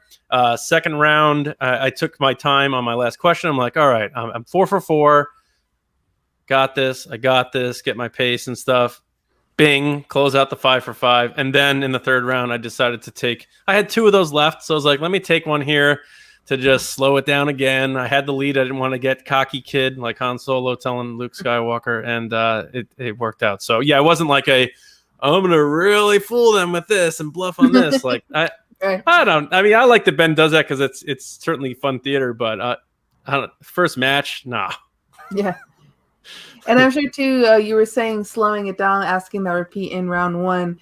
I'm sure that must be like a little bit of a confidence killer when you ask for a repeat and then you get the answer wrong.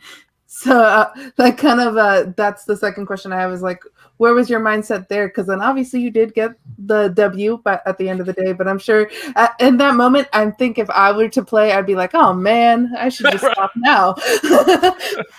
Yeah, when that was, I joked around with people. I was like, man, if he gets this one, I might just put my headset down and go upstairs and just call it a career. So once we both missed, I was like, all right, now neither of us are going perfect.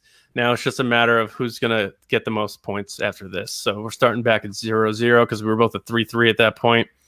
And then away we went. But yeah, I just figured I have 3 repeats. I don't want to be like, I don't like the idea of stockpiling those things because who knows? Like, I don't want to leave them unused necessarily. I don't necessarily have to use them all, but I was like, you know what? Let me give myself a shot at getting this because I think there's a good chance he won't know it either. And I don't know if more time's going to help him, but it'll help me. And I only got to worry about what I got to do. So I was like, let me take a repeat, see if I could cook up something here. So that was it. It didn't weigh on me too much after that. I like that. I like that you don't want to stockpile them because there's moments in some matches where people lose, and I was like, "You had all 3 repeats. Why didn't you use them? They're there for a reason." What? Yeah, I've watched old matches where I'm like, "Man, they lost and they had 3 of those things just sitting on the shelf."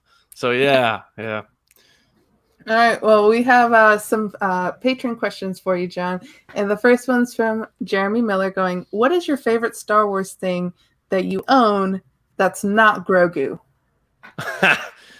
Oh man, I think it's that light in the background. I did see, the Star Wars when you were playing. Yeah, it looks great. So my wife got that for me from Etsy. I got nice. the plug plug another company, but yeah, she got that for me from Etsy for my birthday. I would have to say I have a framed picture my wife put together of me at the world premiere of The Last Jedi with my pass for the movie. And it's me on the red carpet, locking my knees, trying not to pass out and pretending I knew what I was doing. And she put that together for me and surprised me with it on my birthday. And it has my pass for the show in it, and just a photo with me in my suit and that sort of thing. So I think that, because you can't buy that, and it's a memory and it's preserved. And then when my son gets older, to the point where he's like 12 or older, when he starts hating me, I can be like, "Your dad was cool once." So, yeah. Who did you meet at the premiere?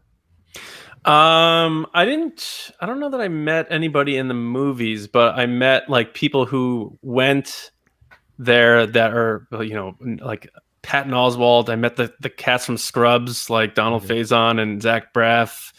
I met, I was like walking out of the theater, I was shoulder to shoulder with Jon Favreau, and that was before we all knew he was doing Mandalorian. But I'm like, this Jon Favreau swingers. He's money. And then I saw, going into the see the movie, I held the door for somebody behind me, and it was the little kid from Stranger Things, the curly haired kid. Oh, Matarazzo. Yeah. Gatton Matarazzo. And he's like, "Oh, thank you." And he's like, "Mom, come on." Stranger Things. Yeah. Was it Winona Ryder? I want to watch Star Wars, Mom. Come on. Yeah, come on. That's Stranger Things. I was just watching on my couch. So, I mean, oh, man. I remember the moment. I remember every Star Wars premiere from my couch. I was the least cool person at that premiere, and it's funny because there was this live stream of it, and that's what I was watching. They were showing, like, they have Anthony Carboni and Andy Gutierrez interviewing people, and you see the red carpet in the background, and you see me walking through with my iPhone 5 doing a selfie video in the background. It's just like, my wife saw it and she's like, "Oh, I can't believe this." It was pretty funny. It's a good time. That's great. I love it. And then we have from Ambling Soul asking, which Disney Plus series are you looking forward to the most? Oh. Well, they haven't announced it yet, but eventually they're gonna make Solo 2 happen. Yeah. Yes. And that will be the one I'm looking forward to most. But out of the ones that they've announced, I gotta go with Kenobi. I'm sorry. I know that's probably a boring answer, but does a Solo show count for you though? Like, if they make a Solo show that picks up directly after the movie, does that count in your eyes as opposed to, like, let's go sit in the theater and watch Solo 2?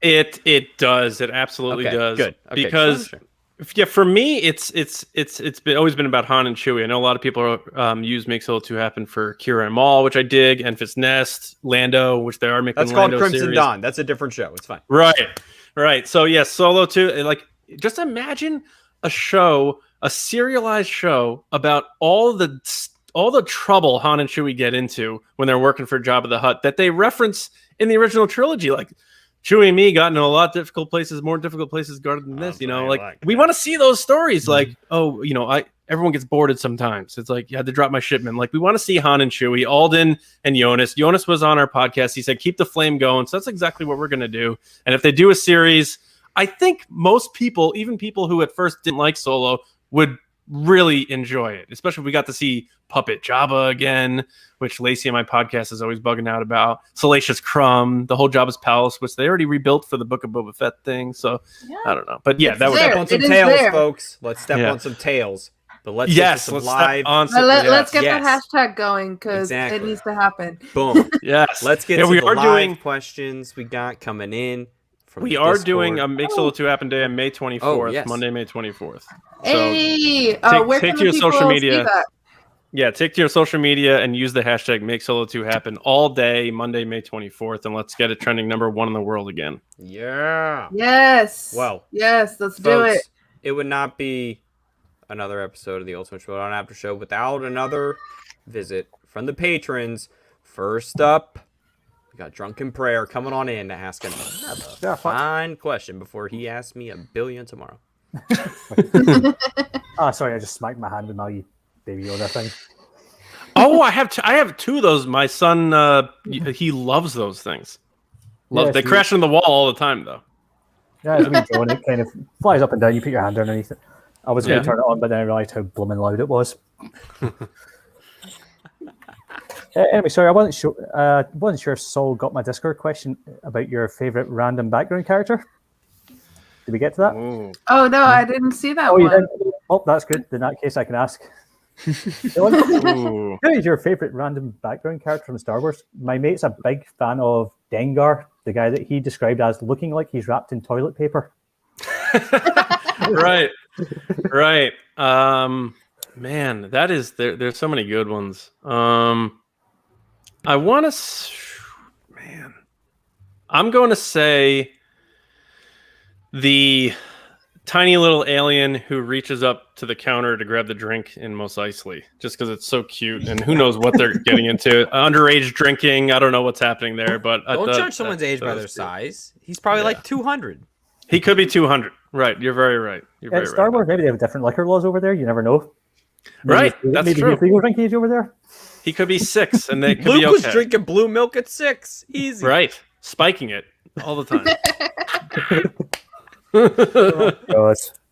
Drunken, you always got the bangers of questions, bro. You always got the best ones. Thanks, brother. I'll see you tomorrow. And don't put your eye out with that flying Yoda thing. That thing's dangerous. Sorry, I banged my hand. I learned my lesson after the first time. There you go.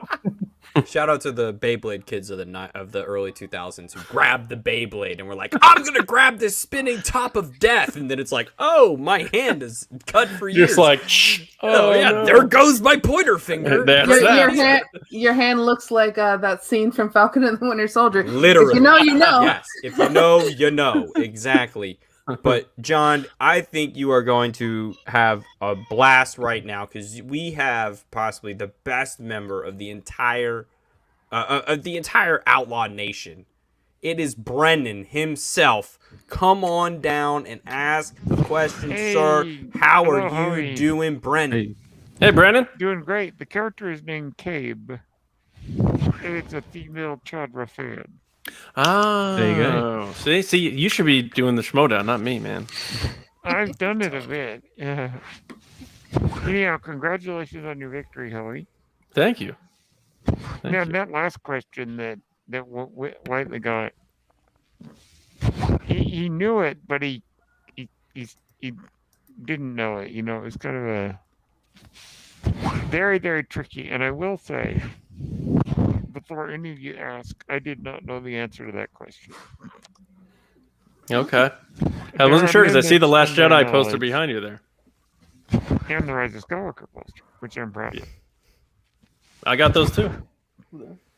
So my question is, if you lived in Star Wars, what kind of profession would you like to have? Oh, that's a good one. We've done this on the podcast before, and I think I said I would like to own a space deli or something, kind of like Jester. Oh, just because. Yeah, just because I feel like even on a place like Coruscant, which is so chaotic and has so much potential for trouble and danger, that little side of the road New Jersey diner seemed like a very innocent, trouble-free place, and that's exactly what I would want to be in Star Wars. If I want to go out and find trouble, I can, but yeah. And you can go there and get the answers you're looking for. Exactly. Right.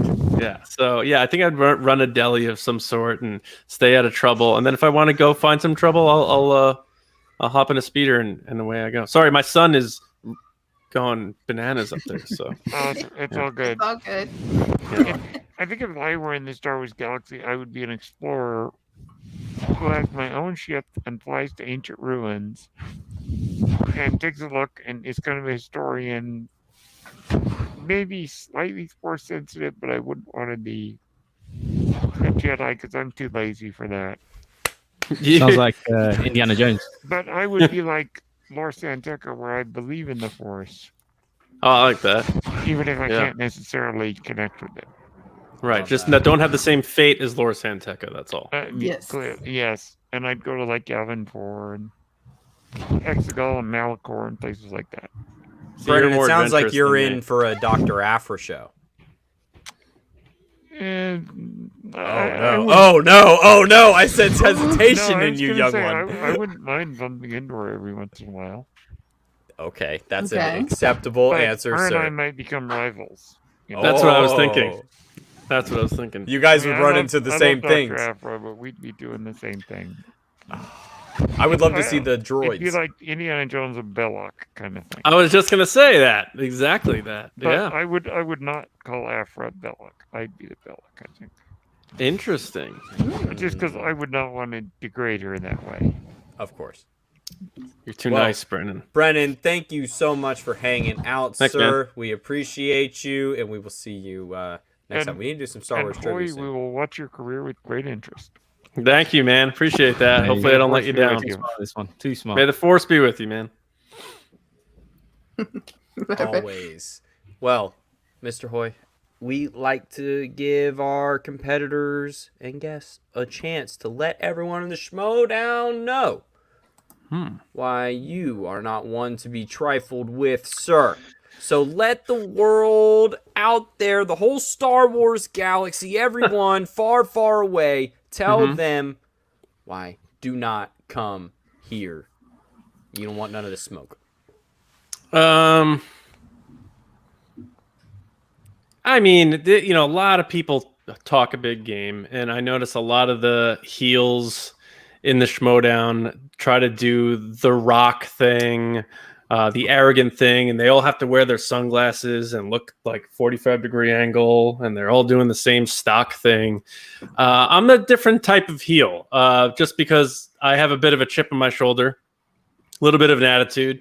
Still a nice guy, unless you cross me.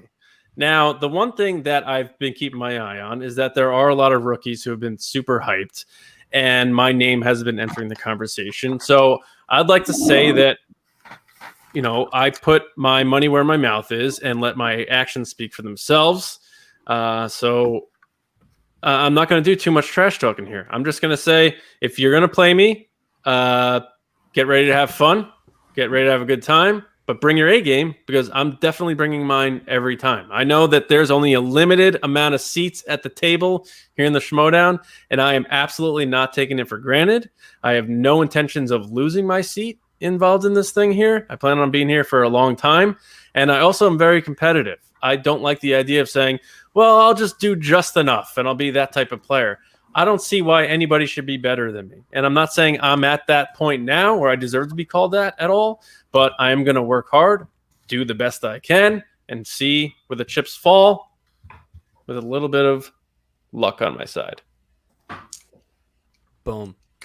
What else do you want, folks? I mean, that's the cockiness you need in the Star Wars division. We talk about it all the time.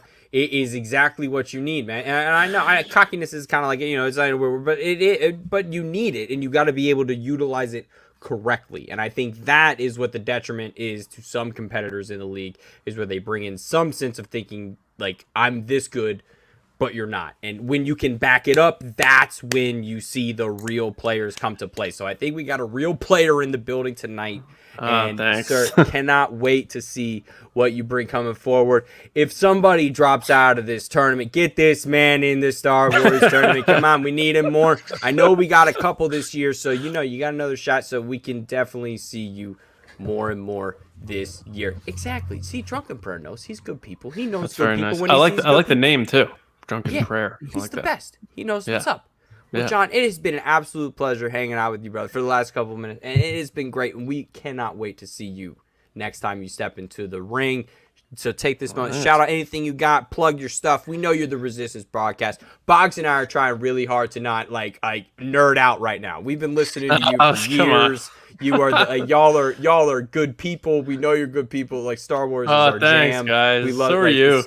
It's fantastic, man. So keep doing what you're doing, man. It's great. Yeah, I appreciate it. You guys, this has been great. You guys are awesome. I love like the community you folks have with the Schmoedown after shows and stuff, because it doesn't seem like it's a competition. Everyone seems to kind of like each other, as far as I understand that. But yeah, as far as what we're doing here, StarWarsNewsNet.com is the website I write and edit for. Our podcast is the Resistance Broadcast. You can find that on any podcast app, and also at youtube.com/Star Wars Newsnet videos. We do the video version of the podcast. If you don't want to see this face, I can't blame you. We have the audio versions on all the podcast apps. And then I also have a movie podcast where me and my best friend Mike started this thing because of the pandemic. And he lives out in the Midwest. And we're like, you know what? Let's try to hang out virtually. And we started a podcast where we talk about movies we loved growing up, kind of like get away from 2020 and go back to things that we loved before we had bills and that sort of thing. And that podcast is called Just Like the Movies. And that's also on all podcast apps. We're going to be doing Lethal Weapon, and that's going to be coming out on Tuesday. We just did one on Roger Rabbit. And it's also a palate cleanser for me with Star Wars. So when I get back to the Resistance broadcast, I'm like, all right, I feel good to talk about Star Wars again. Because I honestly think, and one little piece of advice for everybody out there, especially like people who like live on Twitter all the time, don't like 100% live your life about Star Wars. Like do other things. You'll enjoy it better, and just be cool. Be cool like these people here on the show. And John Roca, who has also been a friend of ours for a while. So shout out to him. And yeah, thanks for letting me drop those plugs. Oh, and I'm on Twitter at Johnny Hoey. Sometimes it's a lot of dad jokes and that sort of thing. So tread lightly if you're going to follow me. But I appreciate you guys having me on. This has been a blast, and hopefully I get to come on again sometime down the line. You guys Absolutely. Are awesome. You are welcome anytime. And make Solo 2 happen. Yes. Make Solo 2 happen. May 24th. Let's go trending. Yeah. And someone said, shouldn't it be May 25th?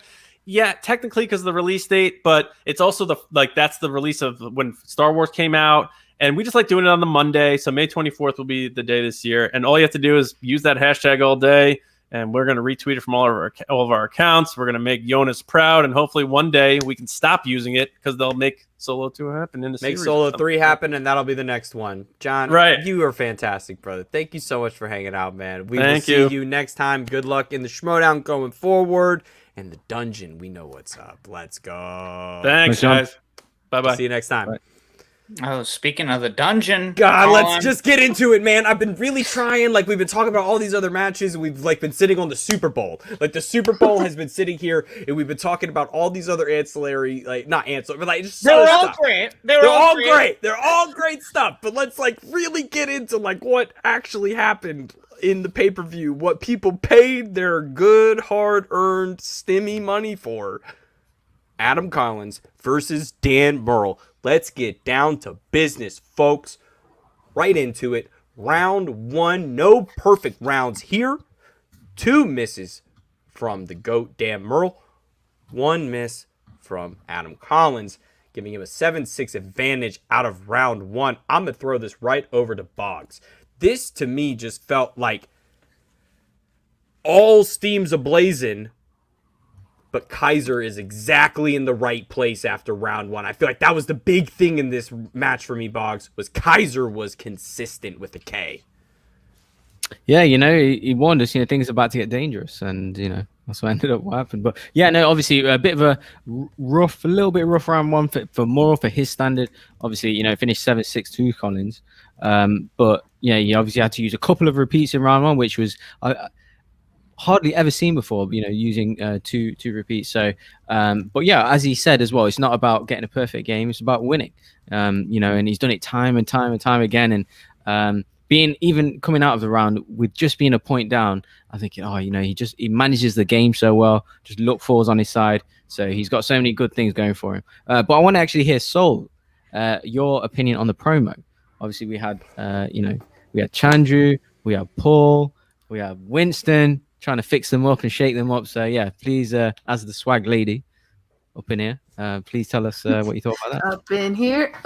Sorry, you guys are getting music lyrics stuck in my head. When you said "let's get down," I was like, "let's get down to business."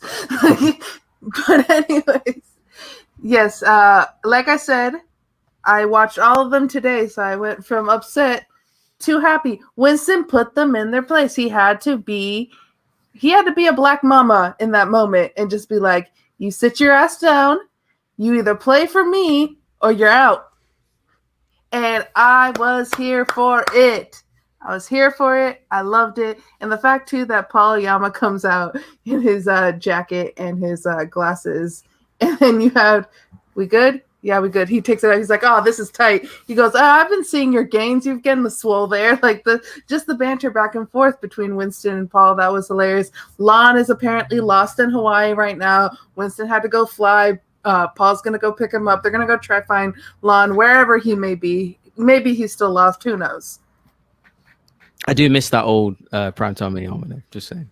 Oh, I did like the jacket coming back. Oh, he's back. Let's go.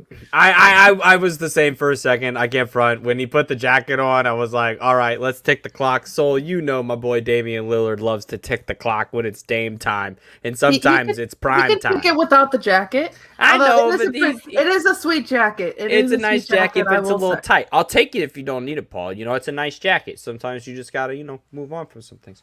But let's move on to round 2 because the fireworks just kept on going. 7-6 over to round 2. Adam Collins gets DreamWorks Animations, respinning off of 2000s. Obviously, a decade he was born in. Goes perfect. I mean, not perfect. He goes perfect, checks down one time, gets 7 points. Sends it over to Dan Murrell, who settles on courtroom and legal dramas. Another category where you're just like, sure, show me what you got. And he showed us. He went bang, bang, bang, bang. 2, 2, 2, 2, 2. 8 points straight through it. John Barr, this is a championship match through and through with Dan saying, cool, you checked down once. I know I have to go perfect here. He saw the window and he sees that opportunity to level the playing field. Yeah, I've brought up this match before. I thought this was going to be an Ace Cabrera versus Laura Kelly type situation where that one miss right off the bat was just going to ultimately be the thing with players of this caliber. But unfortunately, Collins was not able to fully capitalize. Obviously, again, he got every question right, but that one check down, that kind of cost him, Colin.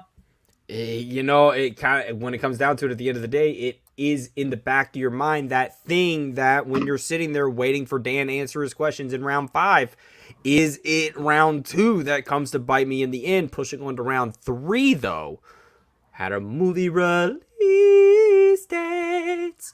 Both guys checking up to 3 points for the 1989. I love these questions that PJ's throwing out this year with the give me these 3 movies or these 3 actors kind of thing, kind of figure out like a math problem. Like if I can get X and Y, maybe I can figure out A.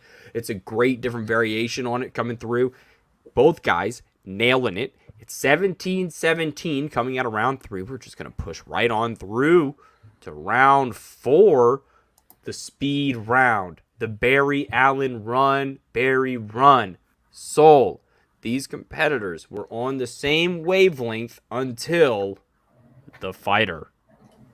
Yeah, and you have, I forget what Dan said, but the answer was Amy Adams. You saw the Coyote. Yeah, Hillary Swank. He said Hillary Swank. So you saw the Coyote, and he goes through it. And with me, because I don't answer stuff, I only make questions. I was like, okay, I'm going to assume that he's right. And then any difference, it's going to be like, oh, no. And then you see it in Dan. He answers Hillary Swank, and he immediately knows he's wrong. And he's like, damn it. And you could see it on his face, and you could see it afterwards. He knew he was wrong. If he took just an extra second there, he would have answered Amy Adams. It would have been a perfect 10. That way we would go into round 5 completely even. And it would have been just another repeat of what happened at Spectacular. But unfortunately, at that time, I was like, this is it for Dan. I was like, Adam Collins winning. I picked Dan. Adam Collins winning. That obviously didn't happen. Colin, take it away with round 5. Yeah, and it just seemed like Jeremy Miller, great comment in the it just seemed like the air was completely sucked out of the room. But that's what makes the greats when they realize that moment occurs. They take that moment, they throw it over their shoulder like a bad carton of milk, and they move on to the next one. And that's exactly what Dan Murrell does here. He throws a huge interception right there. Like, this is the fourth quarter. This is the beginning of the fourth quarter. He throws an interception, and all of a sudden the ball is in Adam Collins' court right here. Adam just has to not mess up, which is what he's been fantastic at doing for the last, almost a year now that he's been in the league, 10 months going on now. He's been perfect to a certain extent, and now he has to be perfect to retain. But Boggs, we get into round 5, and it's going back and forth. What are your thoughts, man, as we're getting in the middle of all this? Where are you at in round 5? Because this has just been a crazy match overall to this point. To be honest, I thought it was over. I just thought they did both get the 2, 3, and the 5. I thought obviously the 5 has the potential to slip someone up, but as soon as Dan got the best mind question, I thought, okay, just Collins is going to get his. I thought he's using his repeats to stall. I thought he's making just Dan suffer just to enjoy the moment. And when he didn't have it, because Dan seemed like he knew it straight away as well. And when he didn't have it, I was shocked as anyone else. That was. It was completely I've just Dan. These come from behind wins in title matches as well, again and again and again. Being a 5-time singles champion now is crazy. I found it interesting as well. Afterwards, he said he wouldn't have got this if he wasn't in the dungeon in terms of the 5-pointer. All that was interesting, and you got to just he's the best of all time for a reason, but that's no slight against Collins. Look, takes you down to the wire. There's one question in it different. So both great players. I'm sure they'll have the rubber match as well at some point. But yeah, I was thoroughly entertained. I thought it was a great match. I preferred this more than the first match, to be honest. Because of that 5-point, I genuinely thought he was stringing it out. So that shock 5-pointer win was for me, that was more dramatic than the first match. So I loved it. Yeah, I was thoroughly entertained. And as well, I think on the undercard, the promo on the undercard was Collins doing this whole talking to the belt thing. I thought that was great. I love that. That was so good. Yeah, that was such a good piece. I swear this guy's doing improv stuff because he wasn't this good last year. So I thought he was so funny, and I just wanted to see more of it. He's doing the when a Herzog reading thing and talking to the belt and talking to the coyote. Yeah, it was great. He was reading bedtime stories too. It felt like it was going to bed with it every night. That was nice. Yeah. I agreed with Boggs last year that Adams Collins was great player wise, but not great character wise. There wasn't really anything to get behind. And then you saw that beginning thing, that cutscene, and you're like, okay, I'm starting to enjoy Adams Collins. Well, don't lose it. He's coming back. And it was one of those moments of I picked Dan, but I think in the middle of it, I started rooting for Adam Collins in the middle of the match. I was just like, okay, he's making me somewhat of a fan now. I'm enjoying what he's doing.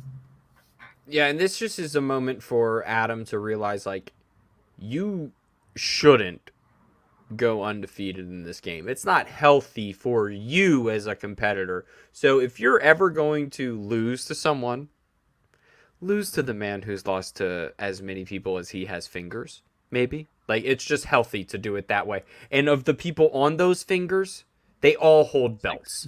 Yeah, right. Of all those people, they all hold belts. It's very hard to come across somebody that Dan has lost to that didn't deserve to beat him in that day. And Adam, this is not a moment for you to hang your head whatsoever, because last season you put on, up next to Paulo Yama, one of the greatest rookie campaigns this game has ever or will ever see because of the circumstances and everything that came before it. So I just want to send my hats off to Adam, because this has been one of the wildest rides for a rookie to this point to get to. And if he's in the singles tournament, y'all better watch out, because we already know what he did last year. John Barr, any final thoughts on this match before we kick over to our picks for this week? Yeah, similarly to what Mike Kalinowski was able to do in the Inner Geekdom tournament last year, obviously this gives Corruption a lot of room to get a lot of points, so definitely don't count them out just because they're at the bottom right now. Adam Collins is a scary guy to have out on the loose, like they were saying. I was giving Finstock Exchange a little flack on this, so just to keep it fair, obviously now that Dan has the belt, Dungeon has gotten super high up in those rankings. Maybe that's a little bit in danger now that Dan is not necessarily in the singles line of fire so much as he was earlier.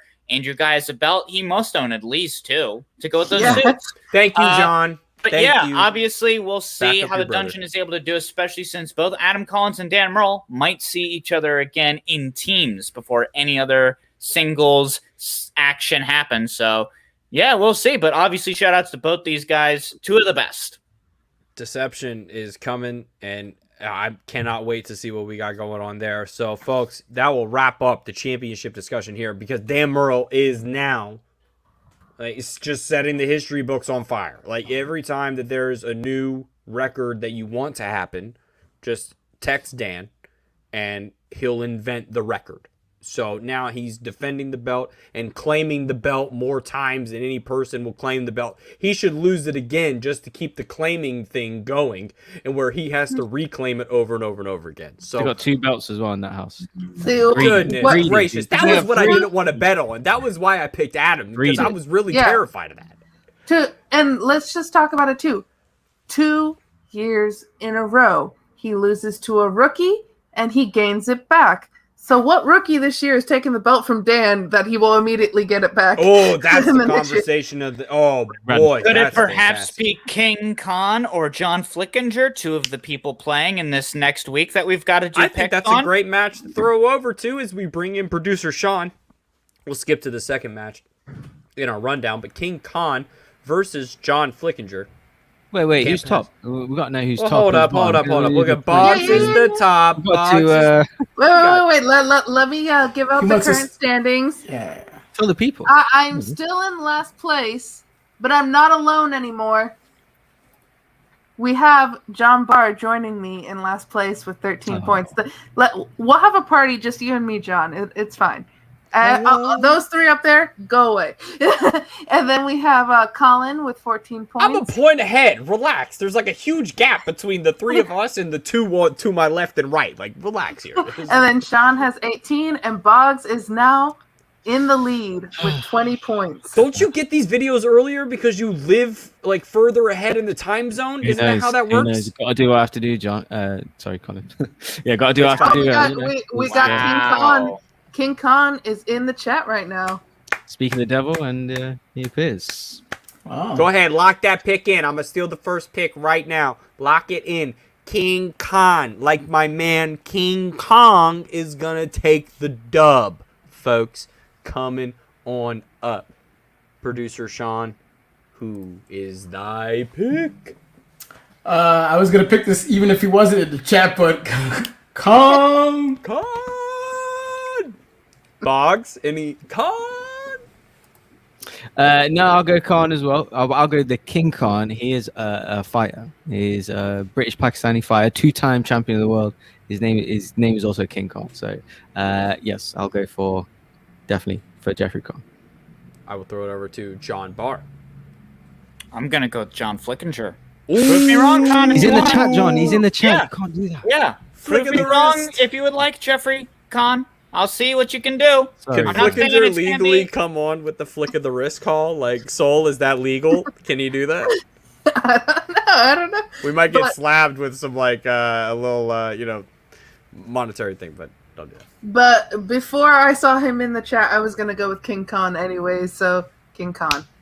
4-1, King Khan. Let's throw it over to Thomas Harper versus Adam Witt in the Star Wars division. Goodness gracious, this is a bout. Boggs, if you're Adam Witt, you're like, come on, man, throw me a bone here. You guys are like, hey, you want to play this really scary guy? Well, how about this even possibly scarier guy? No, not really, to be honest. If you're an experienced player playing against a rookie, you don't know how they're going to play under the lights, under pressure. You're not 100% anyway. It's not guaranteed. They don't have the Thomas Harper in the experience chat now. Did someone summon me? Thomas Harper. What is happening? It just seems like everybody's just appearing out of, like, you say their name, they appear. Dan Murrell. Oh, I didn't. Anyone? Exactly. You blew out your mic. That was the problem. Sorry. Just going for So for the tournament, I'm definitely going Adam Witt against that Zach.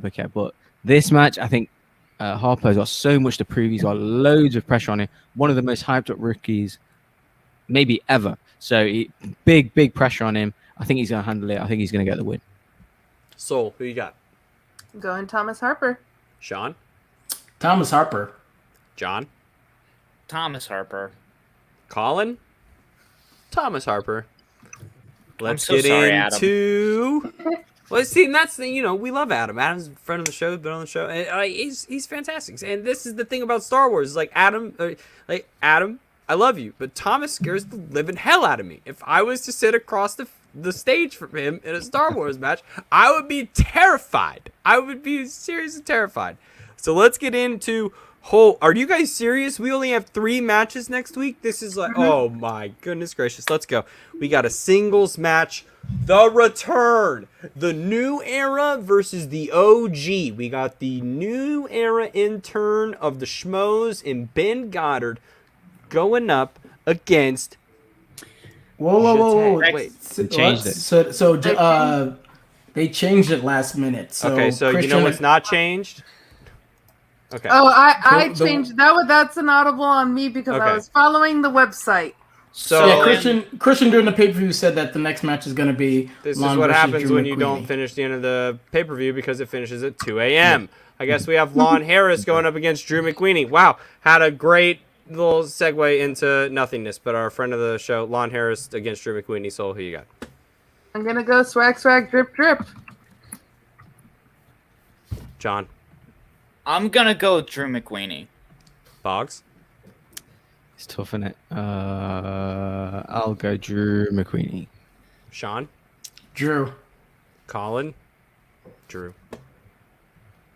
Well, when you guys all lose next week, I'll be sitting all pretty. Okay, well, equally, Drew McQueen scares the living hell out of me. So that's fair. That's my reasoning for both answers. Is that at the end of the day, I think we can all agree with Thomas Harper that we're all a bunch of shills. And that's really all that matters. Exactly. And this was a lovely show. It was. And that will do it for this episode of the Ultimate Schmoedown After Show as we get to the end of the picks here, of course. I'm Colin. You can find me wherever it says down there in some form of the name. Soul, where can they find you? You can find me at Soul Govan on Twitter, and you can find me over at the Media Sweaties Network, where I had John Barr on for Soul Talk. Go check that out. Boggs. Yes, catch us on, obviously, next week, next Saturday, on the John Roker's YouTube channel, the Schmoedown Aftershow. Also, catch us on the Pop Culture Universe. We do reactions, reviews. We got Falcon and Winter Soldier review coming out. It was a great episode of that. So, yeah, check that out. But, yeah, to see everyone next week, please like, comment, subscribe, all that good stuff. And, yeah, catch you next week. John Barr, what are you up to? At John Barr Tweets on Twitter and Instagram. And, check out that episode of Soul Talk. We had a good old time. Boom. Well, that'll do it, folks. Thank you so much for hanging out with us tonight. It's been fantastic. We have 5 great matches. We got 3 coming at you next week. Make sure you join that Patreon. Make sure you like the video. Make sure you comment. And you know how to get involved in the conversation. The Streamlabs, the Super Chats, all that stuff.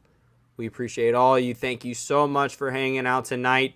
We'll see y'all next week. That'll do it for the Ultimate Schmoedown After Show. Bye. So and then John, this is sure you're gonna prompt me for the bet. I was gonna pump you up. I'll do it. Oh, you got it. Yeah, go for it. Sorry, all right, so you got it. This is all you, man. No, shoot. No, I guess it's